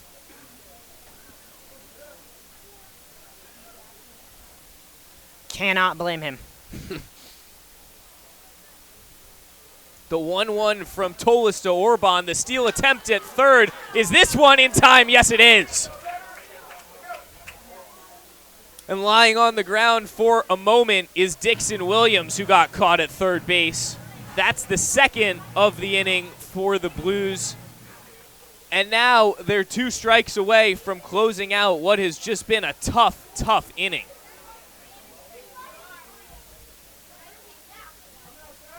The count, 2-1, 2 outs, bottom of the 6th. The base path is clear. This one will go foul towards the first baseman, Michael Zerillo. I got a stat for you, and you're not going to believe it.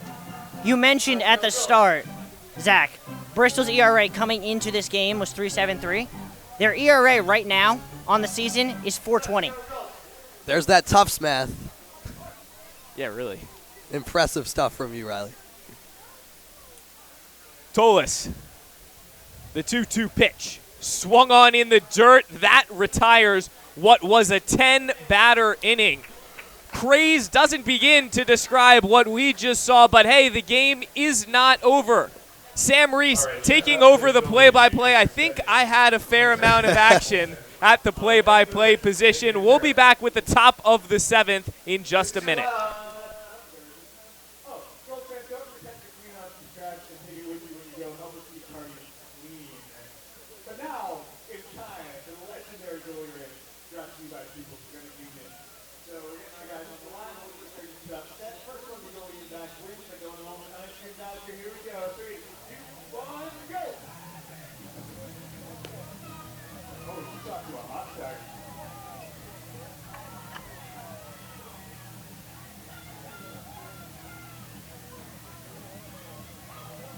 We got an overtake. But she popped. It's going to be close. Oh. And we have a winner. Congratulations. And thank you to everyone who participated. Thank all the support from the People's Credit Union for sponsoring this game. Do we get any love, Gulls fans? Let's get after it.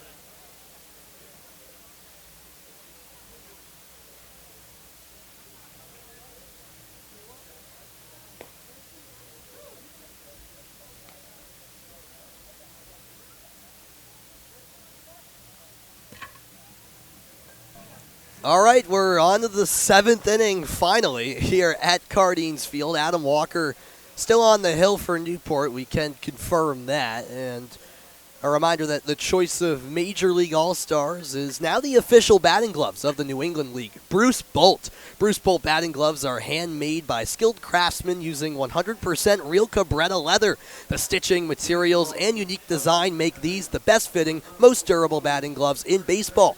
For more information, visit brucebolt.us. That's brucebolt.us. Those Bruce Bolt batting gloves certainly came in handy for Brody Zako on that grand slam last inning. A 7-run 6th inning for the Gulls And after trailing 8-0 in the early going of this one, lead 12-10. Believe it or not, Dean Ferrara, the leadoff batter for Bristol here in the inning. Now, Sam, let me say this, because I think it's important to note, and it's easy to lose vision based on the crazy nature of this game so far. Yeah.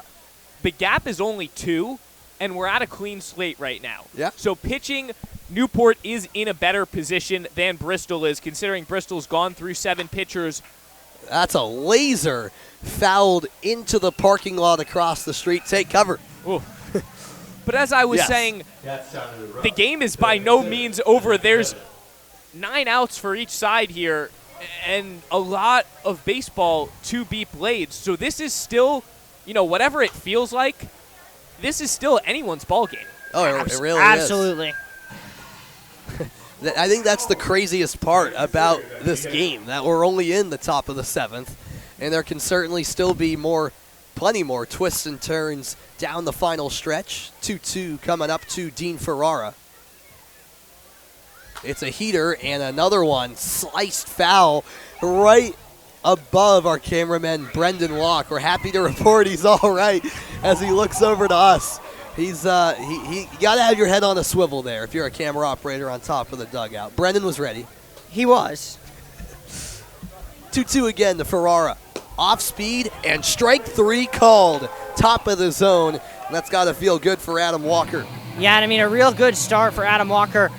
I had some questions when he was coming back. Not because of him, but just because of how long he had been sitting in the dugout while the Gulls went and put up 7. But no rust here to start off this 7th inning. He struck out every batter faced. Well, the last 3, I should say, is make that 4. Again, I'm bad at math. That's ball 1 up high to Michael Zarillo. I'll stop trying to add things up here on the air. It's probably better for everyone. The 1-0 pitch. Just high and outside. You can see Bozzo try to frame it. Bozzo's done a good job of that all night. So 2-0 to Zarillo out of Lafayette, an Atlanta, Georgia native, as is Tyler Hare for Newport. And another one just a bit outside. Zarillo had the 2 RBI double way back, how many hours ago? In the 2nd inning. Umpteen. That scored Dean O'Neill and Sky Solinsky. Up high, and that's a 4-pitch walk to Zarillo, who was a regular starter for the Valley Blue Sox last summer, now playing for their division rivals in the Bristol Blues, and he's on base for the 2nd time tonight. And it looks as if we're going to get a pinch hitter here for the Bristol Blues. Yeah, instead, Anton Lazitz's night will end, and Mika Peterson will come in for the left fielder. So we've had plenty of new pitchers, but this is the first new hitter of the game in Peterson.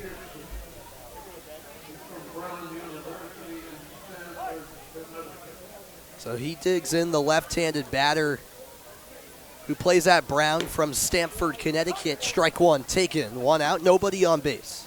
So a local kid getting to represent his local team in a big moment.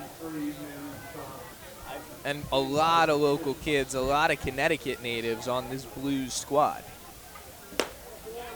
That's down the middle from Adam Walker, quickly ahead 0-2 in the count.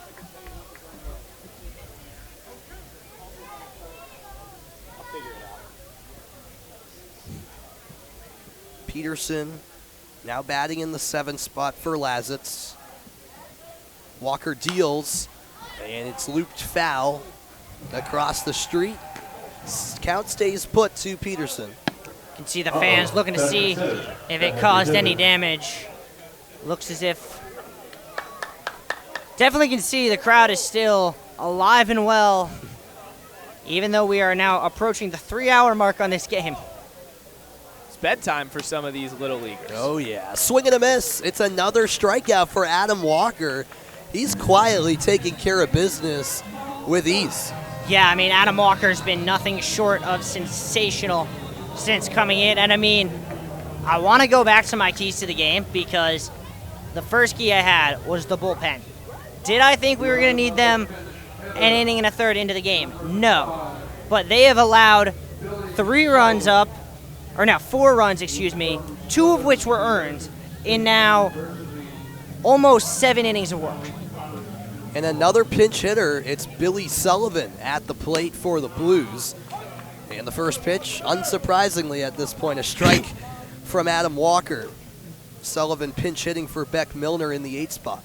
And I like that move a lot. Billy Sullivan, a guy with experience, hitting just over 280 on the year. Fired upstairs, 1-1. And he's been in plenty of situations like this before because he's played a lot of baseball and he's played a lot of summer ball. This is his 3rd season with the Blues. Yes. And that's outside, 2-1. He played 36 games for the Blues last year. Just 3 for Bristol in the summer before because he came later in the summer after playing 32 games for the Shelter Island Bucks down in the Hamptons League on Long Island. As the 2-1 pitch skips in the dirt, and over to second goes Michael Zarillo. So the Blues have a runner in scoring position with 2 outs. Yeah, there's just something. One of the unique things about Cardines is if you hit a ball as a pitcher anywhere on home plate, it's going to skip over the catcher's head. I don't know what they have packed under there, but whatever it is, it acts like a trampoline. We have seen that time and time again throughout the summer. 3-1 pitch, and a strike called, upper third of the zone.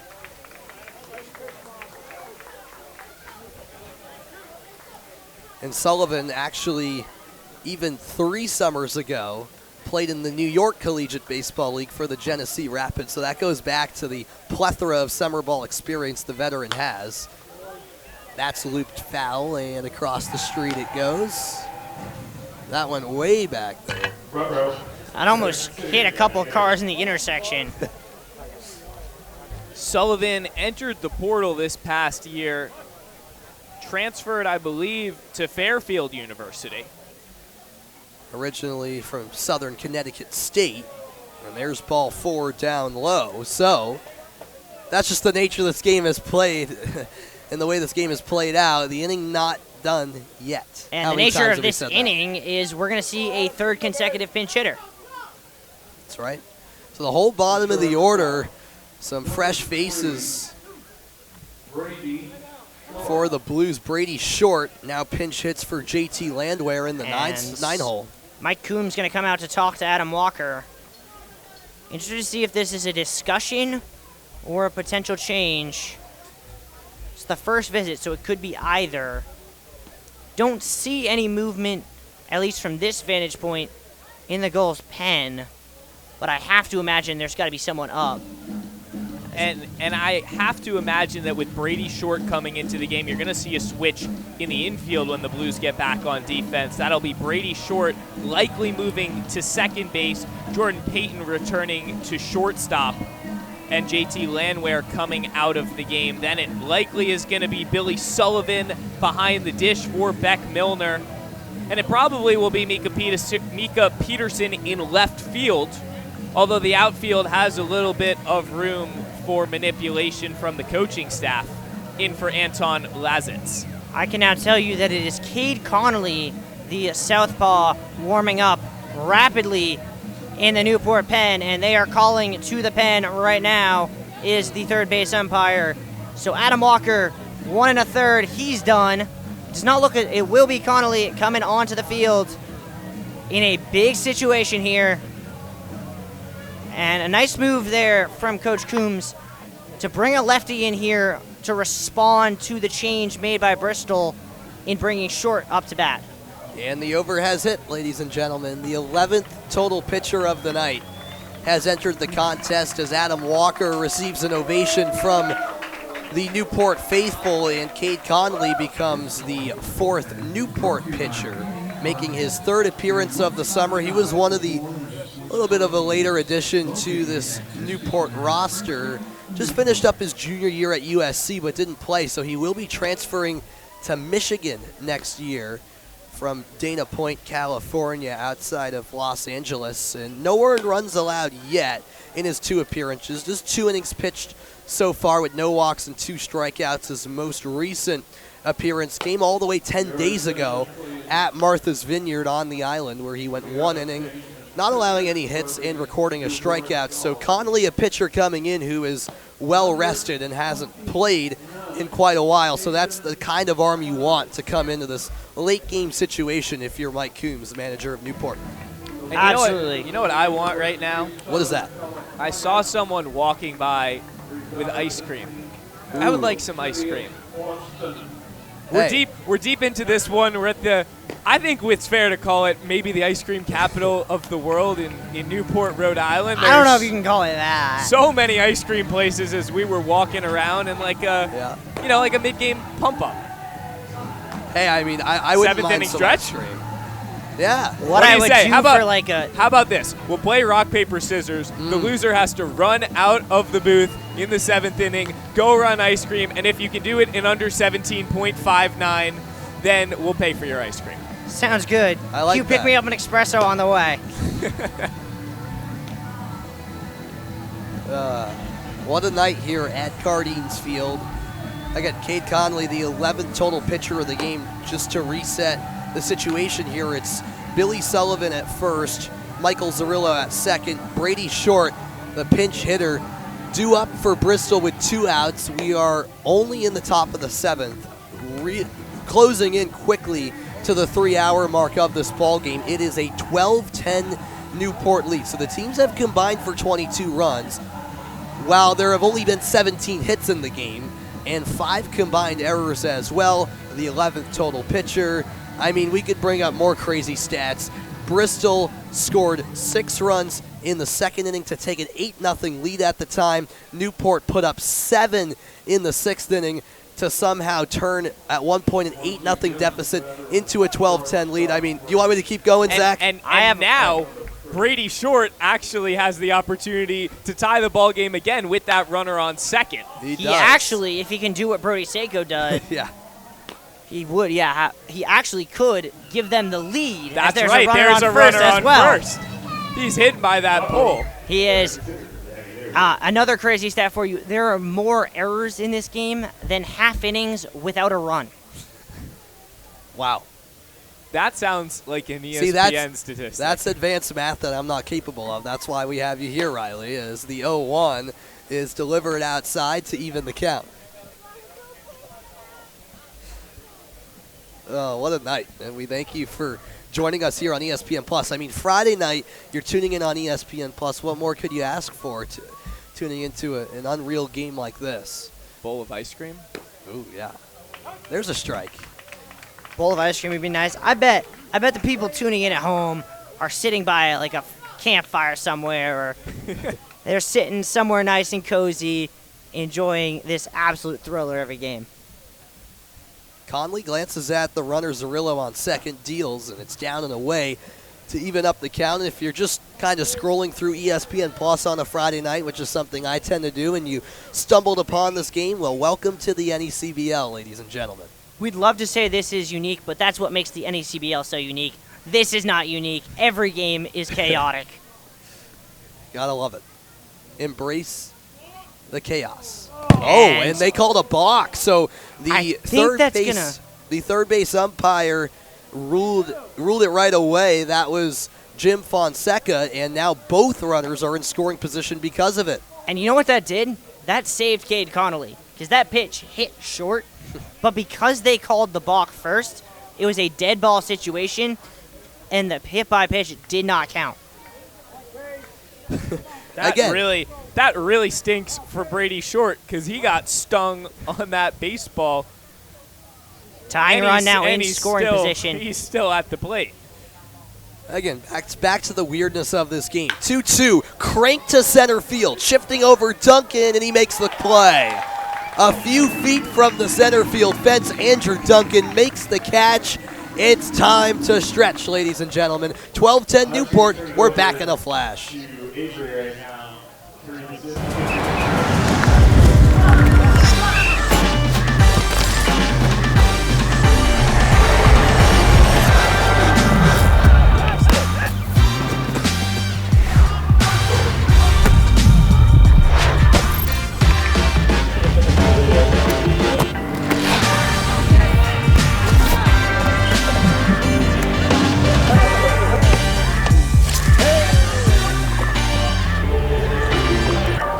launch, hydrate, win the moment.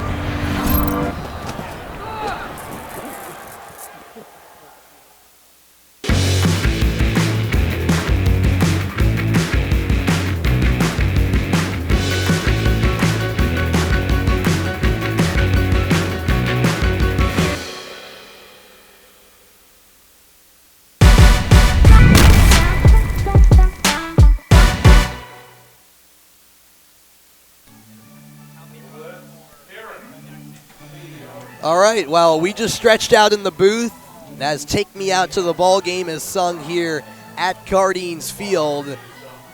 And we head to the bottom of the 7th here on ESPN Plus as we are just a couple minutes away from reaching the 3-hour mark in this one. And listen up, whether you're an island resident or planning a summer getaway, the fastest way to get to the Cape and Islands is by taking the New England League's preferred partner, the Steamship Authority Ferry. Make sure to visit steamshipauthority.com for more information. Always a reliable ride on the Steamship Authority Ferry from Woods Hole to the Vineyard. Newport has taken that ride 3 times. Just one more trip to the Vineyard in a few weeks in July for the Gulls. But forget the Vineyard. The focus right now here in Newport, where the Gulls have a 12-10 lead over the Blues. Jack Doyle going to step up. He started off that rally last inning with a 2-run home run. Hard to remember that was only an inning ago. Only an inning ago, and I'm not even kidding, probably 40 minutes ago. Seems about right. Literally. Emmett Tolis now has a clean slate, an opportunity to really show what he's all about. As that one does get away from him. Look at the size on Emmett Tolis, something we haven't touched on yet. 6'7", 240. He's huge. He is. Ready to deal the 2-0 to Jack Doyle. Up high, and it's a 3-0 count, so not quite the way Tolis wanted to start the 7th. This Tolis' second year with the Blues. Closed a few games last season for the Blues. And it's a 4-pitch walk as Doyle took it up high. The leadoff man on for Newport. Oh, and that's a dangerous recipe. We've talked about it all night when that, and it really has stayed true, when that first base runner, or when the first batter of the inning reaches, for both teams, it's been monstrous innings. 6-run, 7-run, 4-run innings for both of these squads. And it all starts with that click of the momentum when a single or a walk or even a double starts things off. Carmelo Muzakia at the plate, takes ball 1. And how about for Muzakia? What a first game in the NECBL to be involved in. Yeah, Muzakia, had a great game to be involved in. Still looking for his first hit as a Gull, the only Gull without a hit tonight. He did get on base, however, last inning with a walk, and that's hit sky high, foul to the left side. So, to your point, Muzakia, the lone batter without a hit so far, but every batter has reached base for Newport tonight. Not only that, you look at it like the amount of, they only have, if my ability to read the scoreboard is correct, 10 hits. So they're sharing the wealth tonight. Oh, yeah. And a throw down to first back in time was Doyle.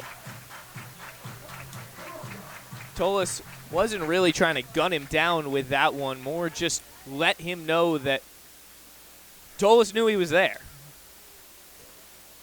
The 1-1, that's some nice movement for a strike. Best pitch I've seen from Tolis all night. Although all night hasn't been all that long. Yeah. It's been, what, 2/3 of an inning?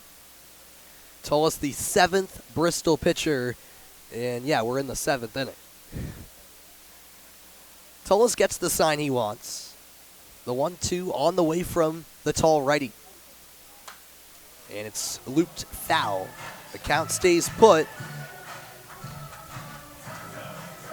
On deck is the other guy who might be considered the hottest hitter in Newport, in Nico Brini, who had that moonshot off the right center field gap and came in to score on Brody Seiko's grand slam about half an hour or so ago. That's right. The 1-2 again. Off speed and just outside. Oh, framed nicely from Beck Milner. I thought he could have got that one as a strike 3 looking, but instead the count continues 2-2, and Tolis still has his work cut out for him. Yeah, good job framing that by Sullivan. 2-2. Swing and a miss. So Muzaki, I should say, goes chasing at the low pitch, and good eye by you, Riley. It is Billy Sullivan in at catcher. So we'll get you updated on the other defensive changes as well from Bristol with all the pinch hitters. It is now Nico Brini stepping into the left-handed batter's box.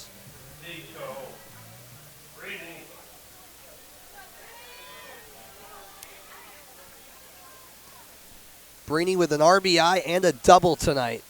Can he make more of an impact here in the 7th?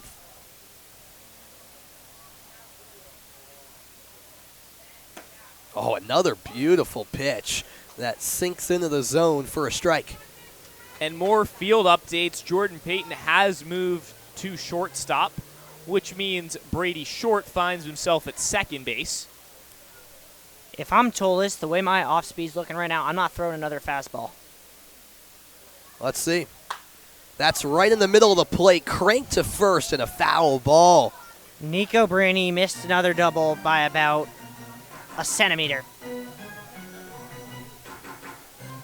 So the substitutions in the field so far: behind the dish, Billy Sullivan, Jordan Payton at shortstop, Brady Short at second base, and there's likely a change in the outfield.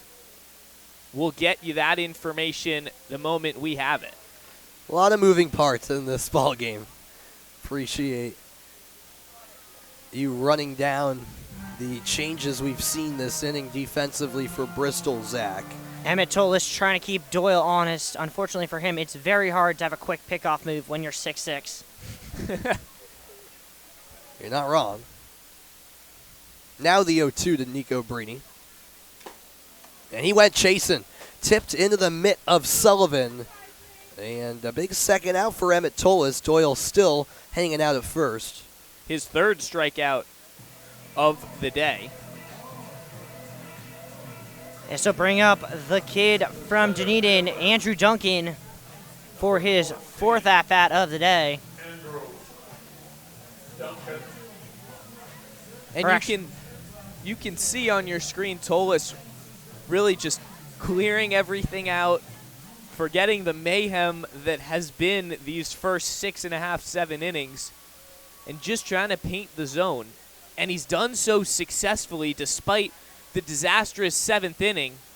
He's kept the Newport Gulls under control so far. He's got 2 outs, does have that runner on first, but is in a position right now to get out cleanly and give Bristol 6 more outs to make up those 2 runs. 0-1 count to Andrew Duncan, and the fastball skips free to the backstop. So Doyle in the scoring position here on Duncan's 5th plate appearance, potential 4th at-bat of the night. And going on what you're saying, Zach, Tolis, as of right now, is the only Bristol pitcher without an earned run. Yep. Jog back to his place for Billy Sullivan as he retrieves his face mask. It's a 1-1 count to Andrew Duncan with 2 outs. Doyle the runner at second. It's the Gulls with a 12-10 lead here in the bottom of the 7th on ESPN+.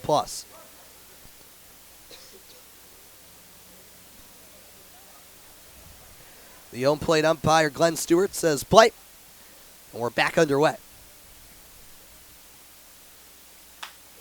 Hit over to right center field, grazing over is Selinski, and he makes the underhand catch for out number 3. So Doyle's left stranded in scoring position.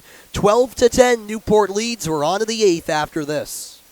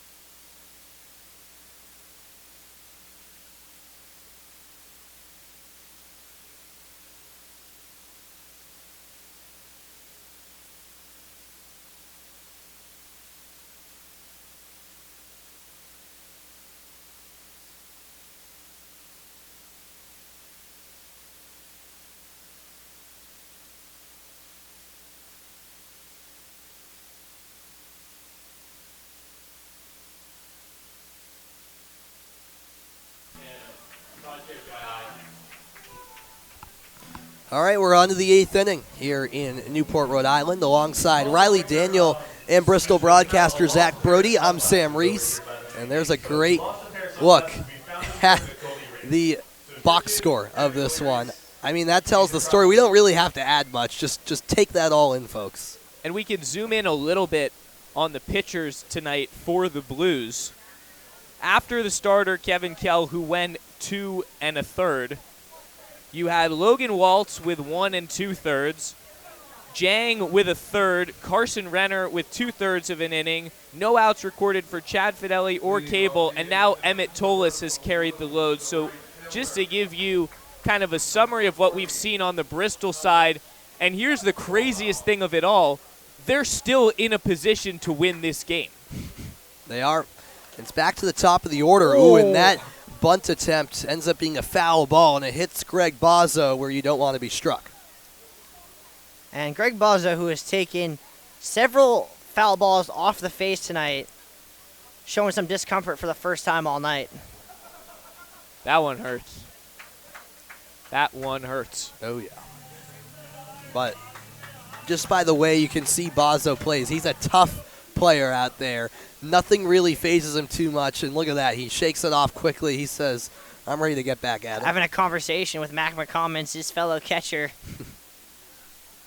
as we're ready to resume play here. 0-1 the count to Thomas Rollauer, who has a couple of singles already tonight. Watches ball 1. In this top of the 8th, Blues really have 2 more opportunities to earn these 2 runs back and tie up this ball game. Up high, Rollauer held on the swing, 2-1. Rollauer has reached base 3 times tonight, has scored every time he has reached base. I actually have 4 on my book because he reached, I believe, on that walk in the second, the singles in the first and third, and then correct on the error all the way back in the 6th. Did I miss an error somewhere? There's How many are there now? Oh, there's 5. Oh, yeah. Okay, that makes sense. 2-2. So Rollauer trying to, as Zach said, reach base every time up, all 5 times now. 2-2. Swing and a miss. Strike 3. So the streak ends for Thomas Rollauer. First time he's walking to the dugout after a plate appearance. Hey, and either way, I mean, reaching base 4 times in a game, tip your cap to Thomas Rollauer. That's a job well done. Not an easy feat by any means. Here's Jordan Payton, who's reached once. That was on a walk in the second. 1 away, nobody on here in the top half of the 8th. And that's a filthy curveball that finds the corner of the zone, strike 1.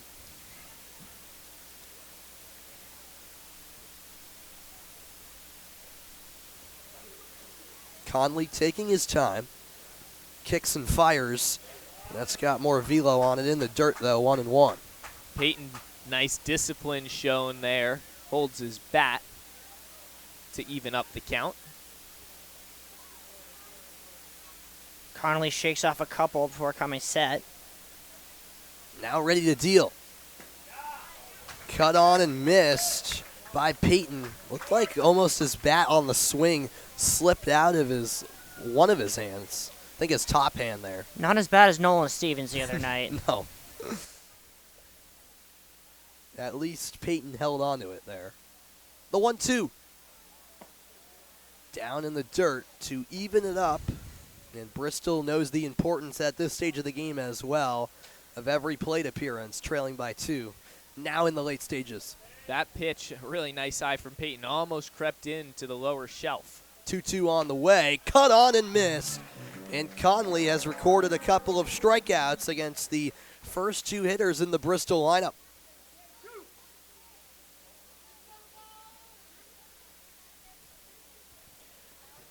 So with Peyton retired, that rings up the DH Dean O'Neill. He had singles in back-to-back innings back in the second and third a long, long time ago, as we're well past the 3-hour mark now here at Cardines Field. Down low, it's ball 1 from Conley. And a note, if we reach the next at-bat, looks like Easton Brenner will replace Sky Solinsky. Swing and a miss, 1-1. Easton Brenner has been one of the hottest players for the Blues. Tops the team in batting average, on-base percentage, triples, and a lot more. Same result again, 1-2. Easton Brenner was a standout last summer in the Perfect Game Collegiate Baseball League for the Utica Blue Sox, where he spent the last couple of summers. And has really fit in nicely to the NECBL with Bristol as that's fouled back. Count stays 1-2. A nice play from O'Neill to keep this at-bat alive. Again, we talk about the importance, 2 strikes, 2 outs. If you're Bristol, you really want to just keep moving. 1-2 again. And the same result, another foul ball looped off to the right side, and another one across America's Cup Ave.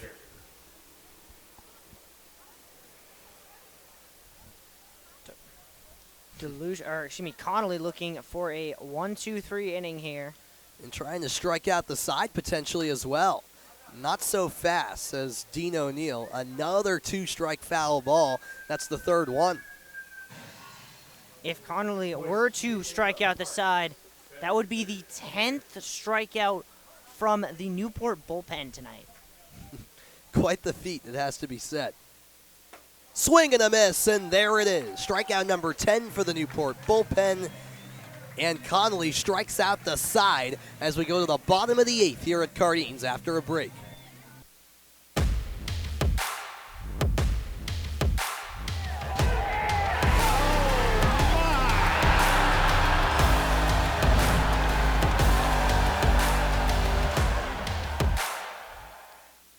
At the time, I was a firefighter in Little Compton, and I was teaching a lot of classes. And being up there at 330 pounds was somewhat hypocritical.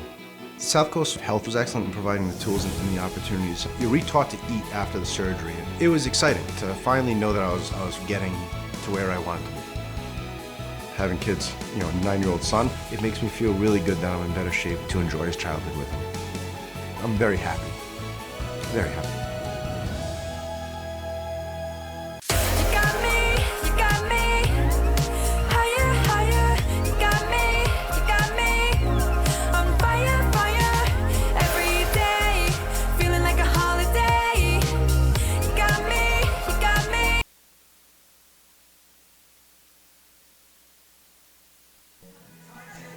On to the bottom of the 8th. It is still Emmett Tolis on the mound for Bristol. I'm Sam Reese here with you on ESPN Plus alongside Riley Daniel and Zach Brody as the crowd that remains here at Cardines Field sings Sweet Caroline. That certainly never gets old. As we take a look at the upcoming goal schedule, it's a weekend full of a few trips for Newport. Tomorrow, they head to North Shore for the first time this year, heading up to Lynn. That's a 5:05 first pitch. And then they head to Valley for a non-divisional matchup out in Holyoke. That's a Sunday matinee at 1:05.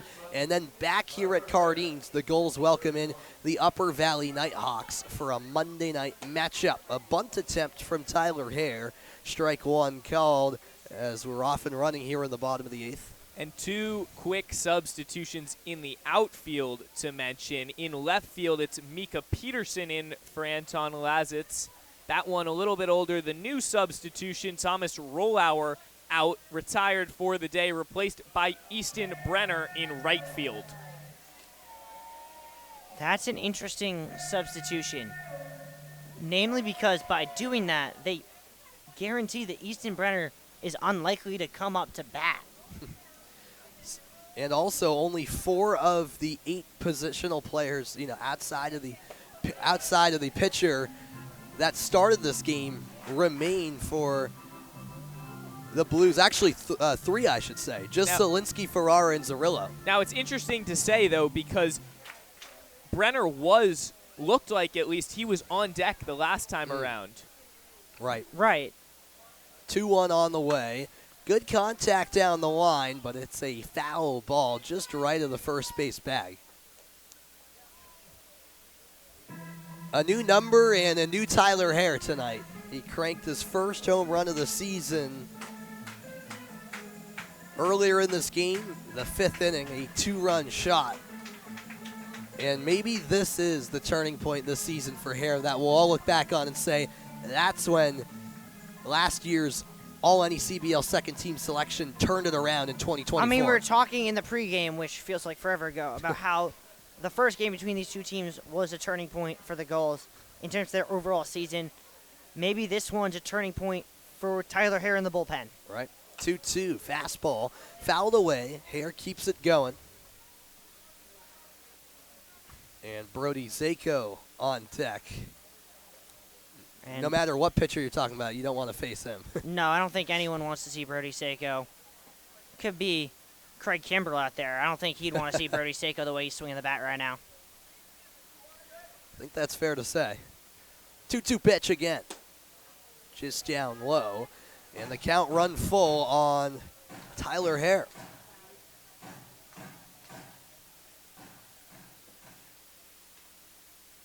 Hare played his first 2 seasons of collegiate ball for his hometown Georgia Tech Yellow Jackets before transferring to Wofford, where he excelled this past spring. He gets a piece of this one. It's a flex off the glove of Tolis, who Greek collects in the underhand toss, and plenty of time for the first out. Great defense there from Tolis. That ball was headed up the middle, and Tolis just did enough to knock it down. Didn't try and do too much, didn't try and make the flashy play. Knew all he had to do was deflect it, and he would be able to get Hare in plenty of time. And it's a nice reaction time, especially when you talk about the size of Emmett Tolis, to have so much control over his body. Deflect that ball, pick it up, calmly jog over to first base and get the 1-3 in time. In the dirt it goes to Brody Zako, who, among many highlights tonight, had the grandest of them all with a grand slam here at Cardines Field 2 innings ago. That, his 6th homer of the year, now puts him in sole possession of the league lead for home runs. That'll be a fun race across the league, because I believe he was tied with 4 others, maybe even 5, at 5 home runs heading into the day. We'll have to double check that as the count's 1-1.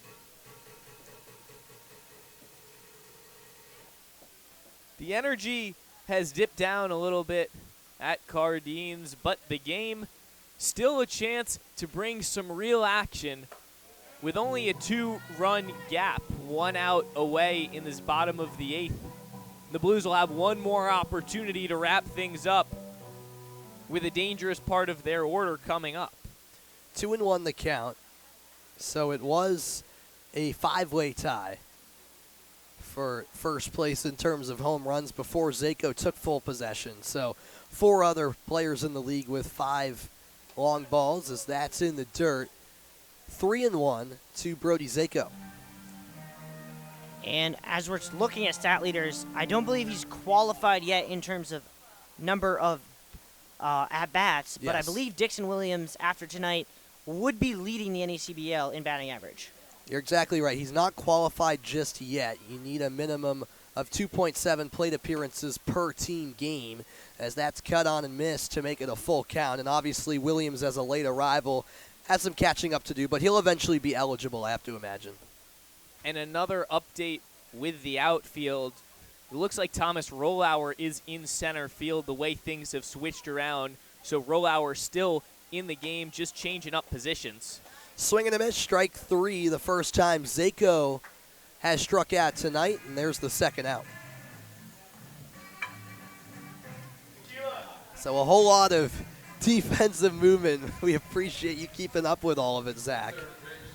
It seems like there's a change every inning the last couple, or multiple changes in the field. Speaking of the Gulls' leading hitter, Dixon Williams back up already with 2 hits on the night.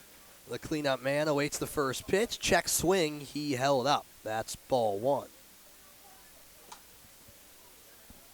2 outs. Tolis needs 1 more to bring the bats back. And a final attempt to close or extend what has been a crazy night at Cardines Field in Newport, Rhode Island. That's taken down by the shin for ball 2. As the NFL on Fox theme plays here at Cardines Field. Our sound guy might forget what season we're in. This game's gone so long. I love that theme song, by the way. Oh, it's great. 2-0 to Williams. He gets a hold of this one, and it's foul to the right side. Remember when this game started and there wasn't a cloud in the sky? There's still not a cloud in the sky. You just can't see the sky. Different meaning to can't see the sky than Wednesday night. Yeah. True. Great visibility tonight. I mean, 2 nights ago, we couldn't even see any of the outfield, really. That fog Andrew was Duncan incredible. was telling us he could not see the ball out in center field. He couldn't see the ball. We couldn't see him. 2-1. And a foul ball once again. So Tolas has worked his way back into it. 2-2 to Williams, who starred in the Cal Ripken League for the Bethesda Big Train last summer, where he was named the team's MVP and guided the Big Train to a title with a series sweep of the Alexandria Aces, where Matt Austinfort played last summer. 2-2 and a borderline pitch, called a ball. Tolas wanted the call. Oh, he almost walked off the bump with that one. He was sure. Tolas 1 pitch away from 3 scoreless. Dixon Williams ready for the 3-2. And it dips in for strike 3. Williams doesn't like it. He strikes out for the first time tonight. And we're just about ready to head to the 9th, Riley. First time all night. We have now gone 2 consecutive innings without a run. Bristol in need of 2 if they want to keep this one alive. The 9th is next here on Plus.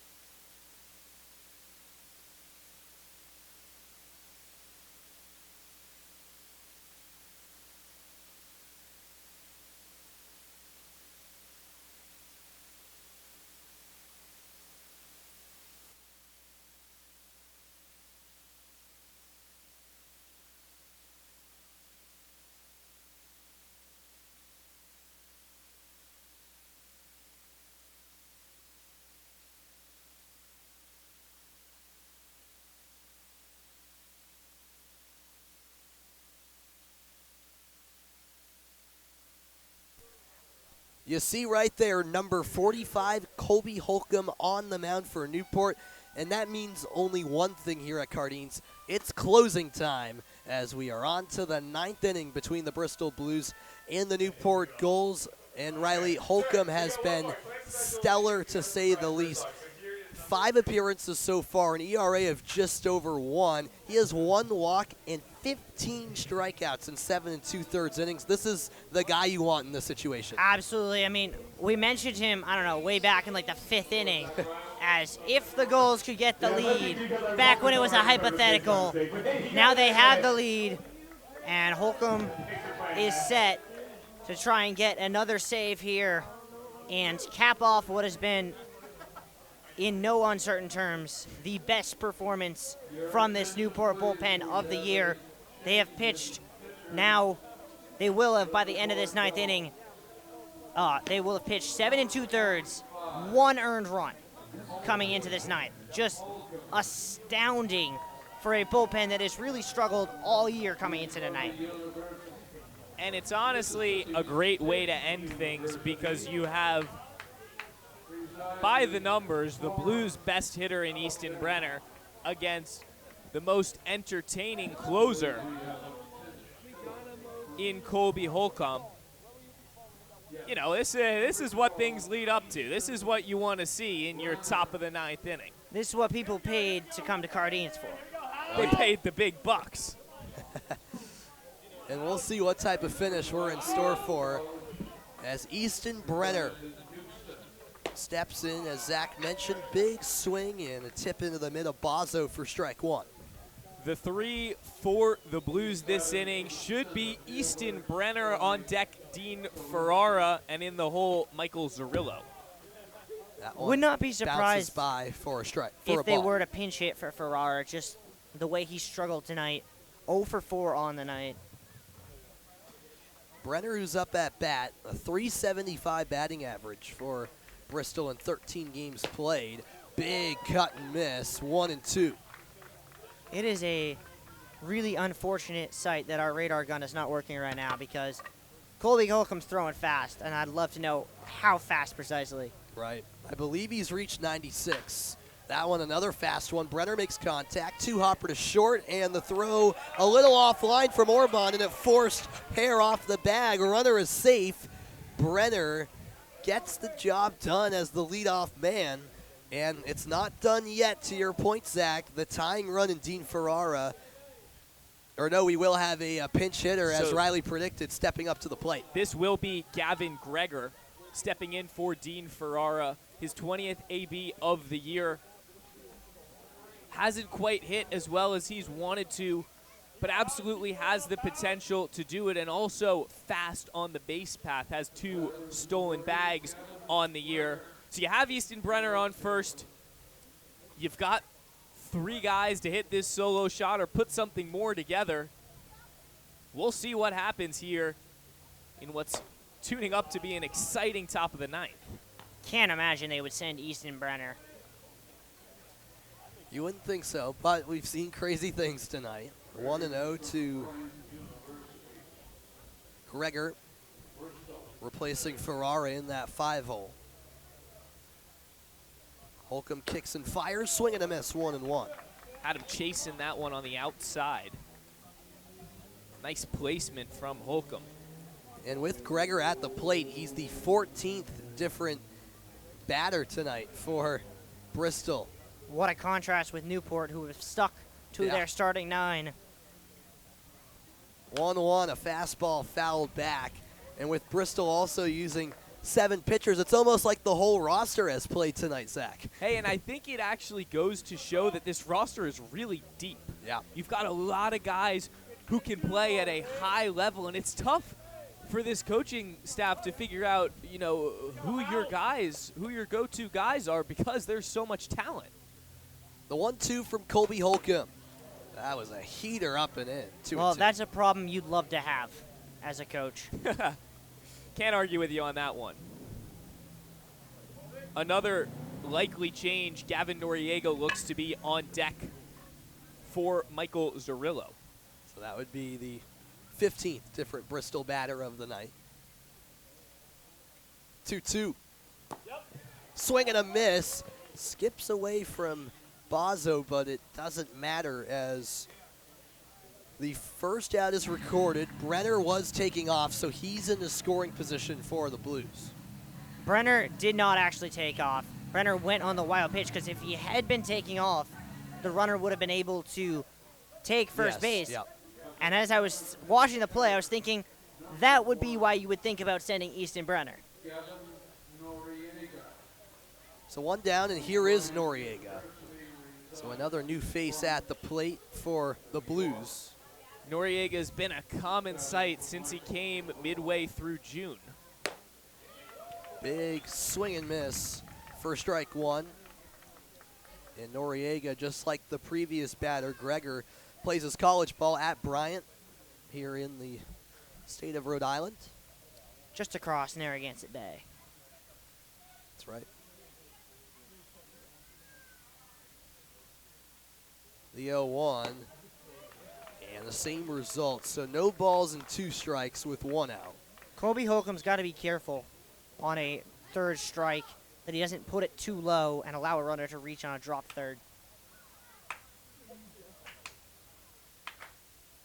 The crowd that remains trying to get behind Holcomb here, who stares down Brenner at second, and the fastball well outside. And you can feel the pressure and nerves that Noriega's facing in this position right now from all the way up here in the booth. The crowd can feel it. Noriega can most definitely feel it. Soaking Holcomb. The 1-2 from the big righty. Popped high in the air left field, shifting over Musakia, and an easy play for out number 2. Brenner stays put at second, and the Gulls are 1 out away from completing the comeback. Yeah, 1 out away from the comeback of the year. They were down 8 runs, 4 outs into this game, and now 1 out away from getting a win over their championship series foe from a year ago. And this is honestly a good guy to have up to plate. 333 is what he's hitting. He has a solo shot on the year. He has a homer. Hey, it's not over till it's over. No, and Peterson still represents the tying run in this game. Just one magic swing of the bat, and that could completely change the complexion of things here at Cardines Field as we close in on 10:10 p.m. local time. The 0-1 from Colby Holcomb. And there's a strike inside part of the zone. Nothing in 2, and he's a strike away now. Crowd rising to their feet here at Cardines. 1 strike away is Colby Holcomb.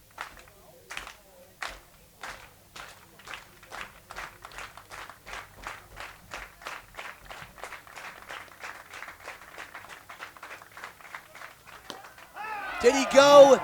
Yes, he did. Ball game over. From down 8-0 to 12-10 victors, the Newport Gulls pull off the comeback of the season and take down the Bristol Blues in dramatic fashion. What a performance. And I mean, yeah, the headline's going to be Tyler Hare's return and the Grand Slam by Brody Seiko. But the real story of this game, it's the Newport bullpen. 7 2/3, 1 earned run, 12 strikeouts. That's my takeaway from this game. All season long, we've seen the bullpen struggle and the offense pick it up. We've seen the starting rotation do great.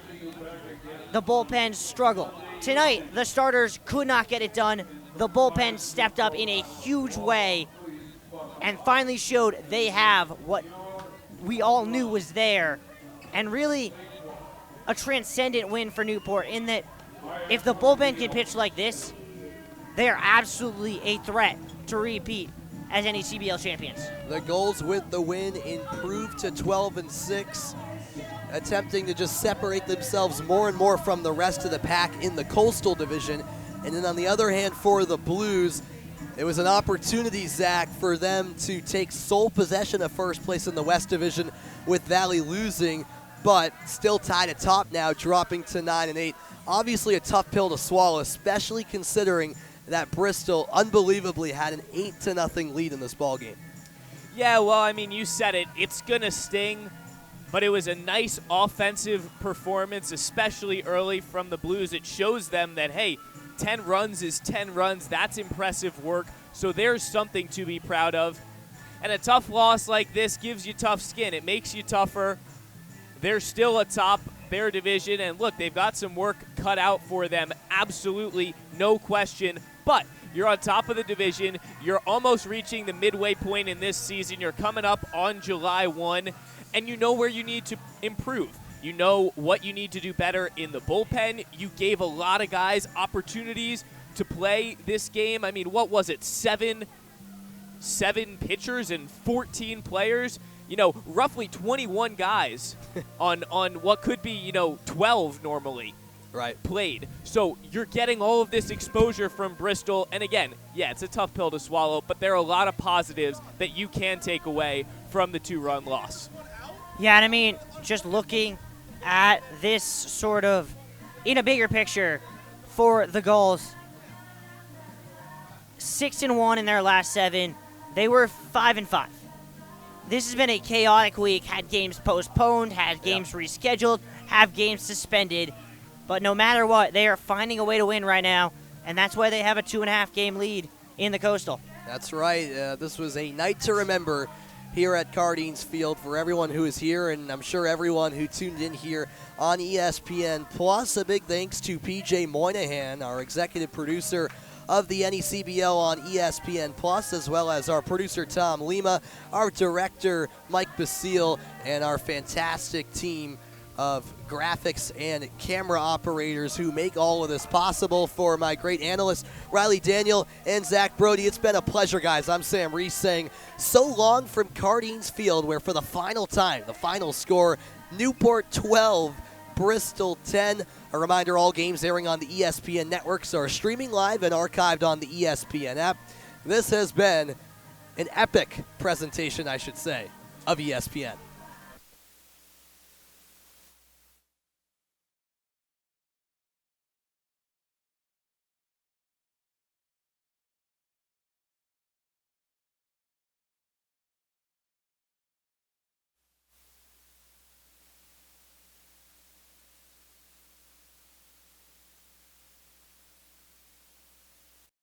From 8-0 down to 12-10 victors, the Newport Gulls pull off the comeback of the season to get quite the statement win here against the Bristol Blues. And I'm joined by Brody Zako, who was, among many highlights, had the grandest of them all with a grand slam. Brody, take me through that 7-run inning where you step up to the plate and crank one over the fence to now lead the league sole possession, your 6th home run of the season. There really wasn't much going through my head there. I just wanted to keep passing the bat, get it to my teammates. And, if it weren't for my other teammates being on base, that inning would have never happened and that hit would have never happened. So it's just passing the stick, scoring runs, playing baseball. And in the last week, that's now the 4th home run for you in the past, Friday, in the last 6 days, as I do the math. That's unbelievable stuff. Is it safe to say you're the most confident hitter right now in the entire league? Yes, it is. Absolutely. And what gives you that confidence? I would definitely say my coaches and my family. When I don't perform, my dad definitely lets me hear it, and he calls me and he gets me right back in the right headspace.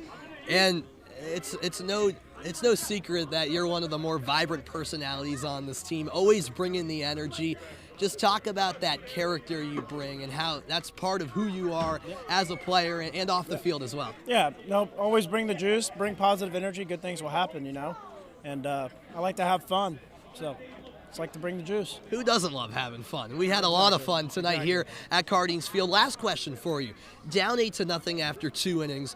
What does this comeback say about the resilience of this team, and never mind what the offense was able to do, but how your bullpen also made a statement on the other side? Yeah, I think it just shows that we're not going to roll over and let someone kick us in the mouth like that all game. Like we're gonna battle back. We're gonna put together ABs. We're gonna strike people out. We're gonna get outs, and we're gonna win ball games. All right, thanks so much for the time, Brody. What a comeback for the Newport Gulls as they take down the Bristol Blues 12-10. The Gulls travel to North Shore for a divisional matchup tomorrow. They'll eventually be back here on Monday against the Upper Valley Nighthawks. Have a great night, everybody.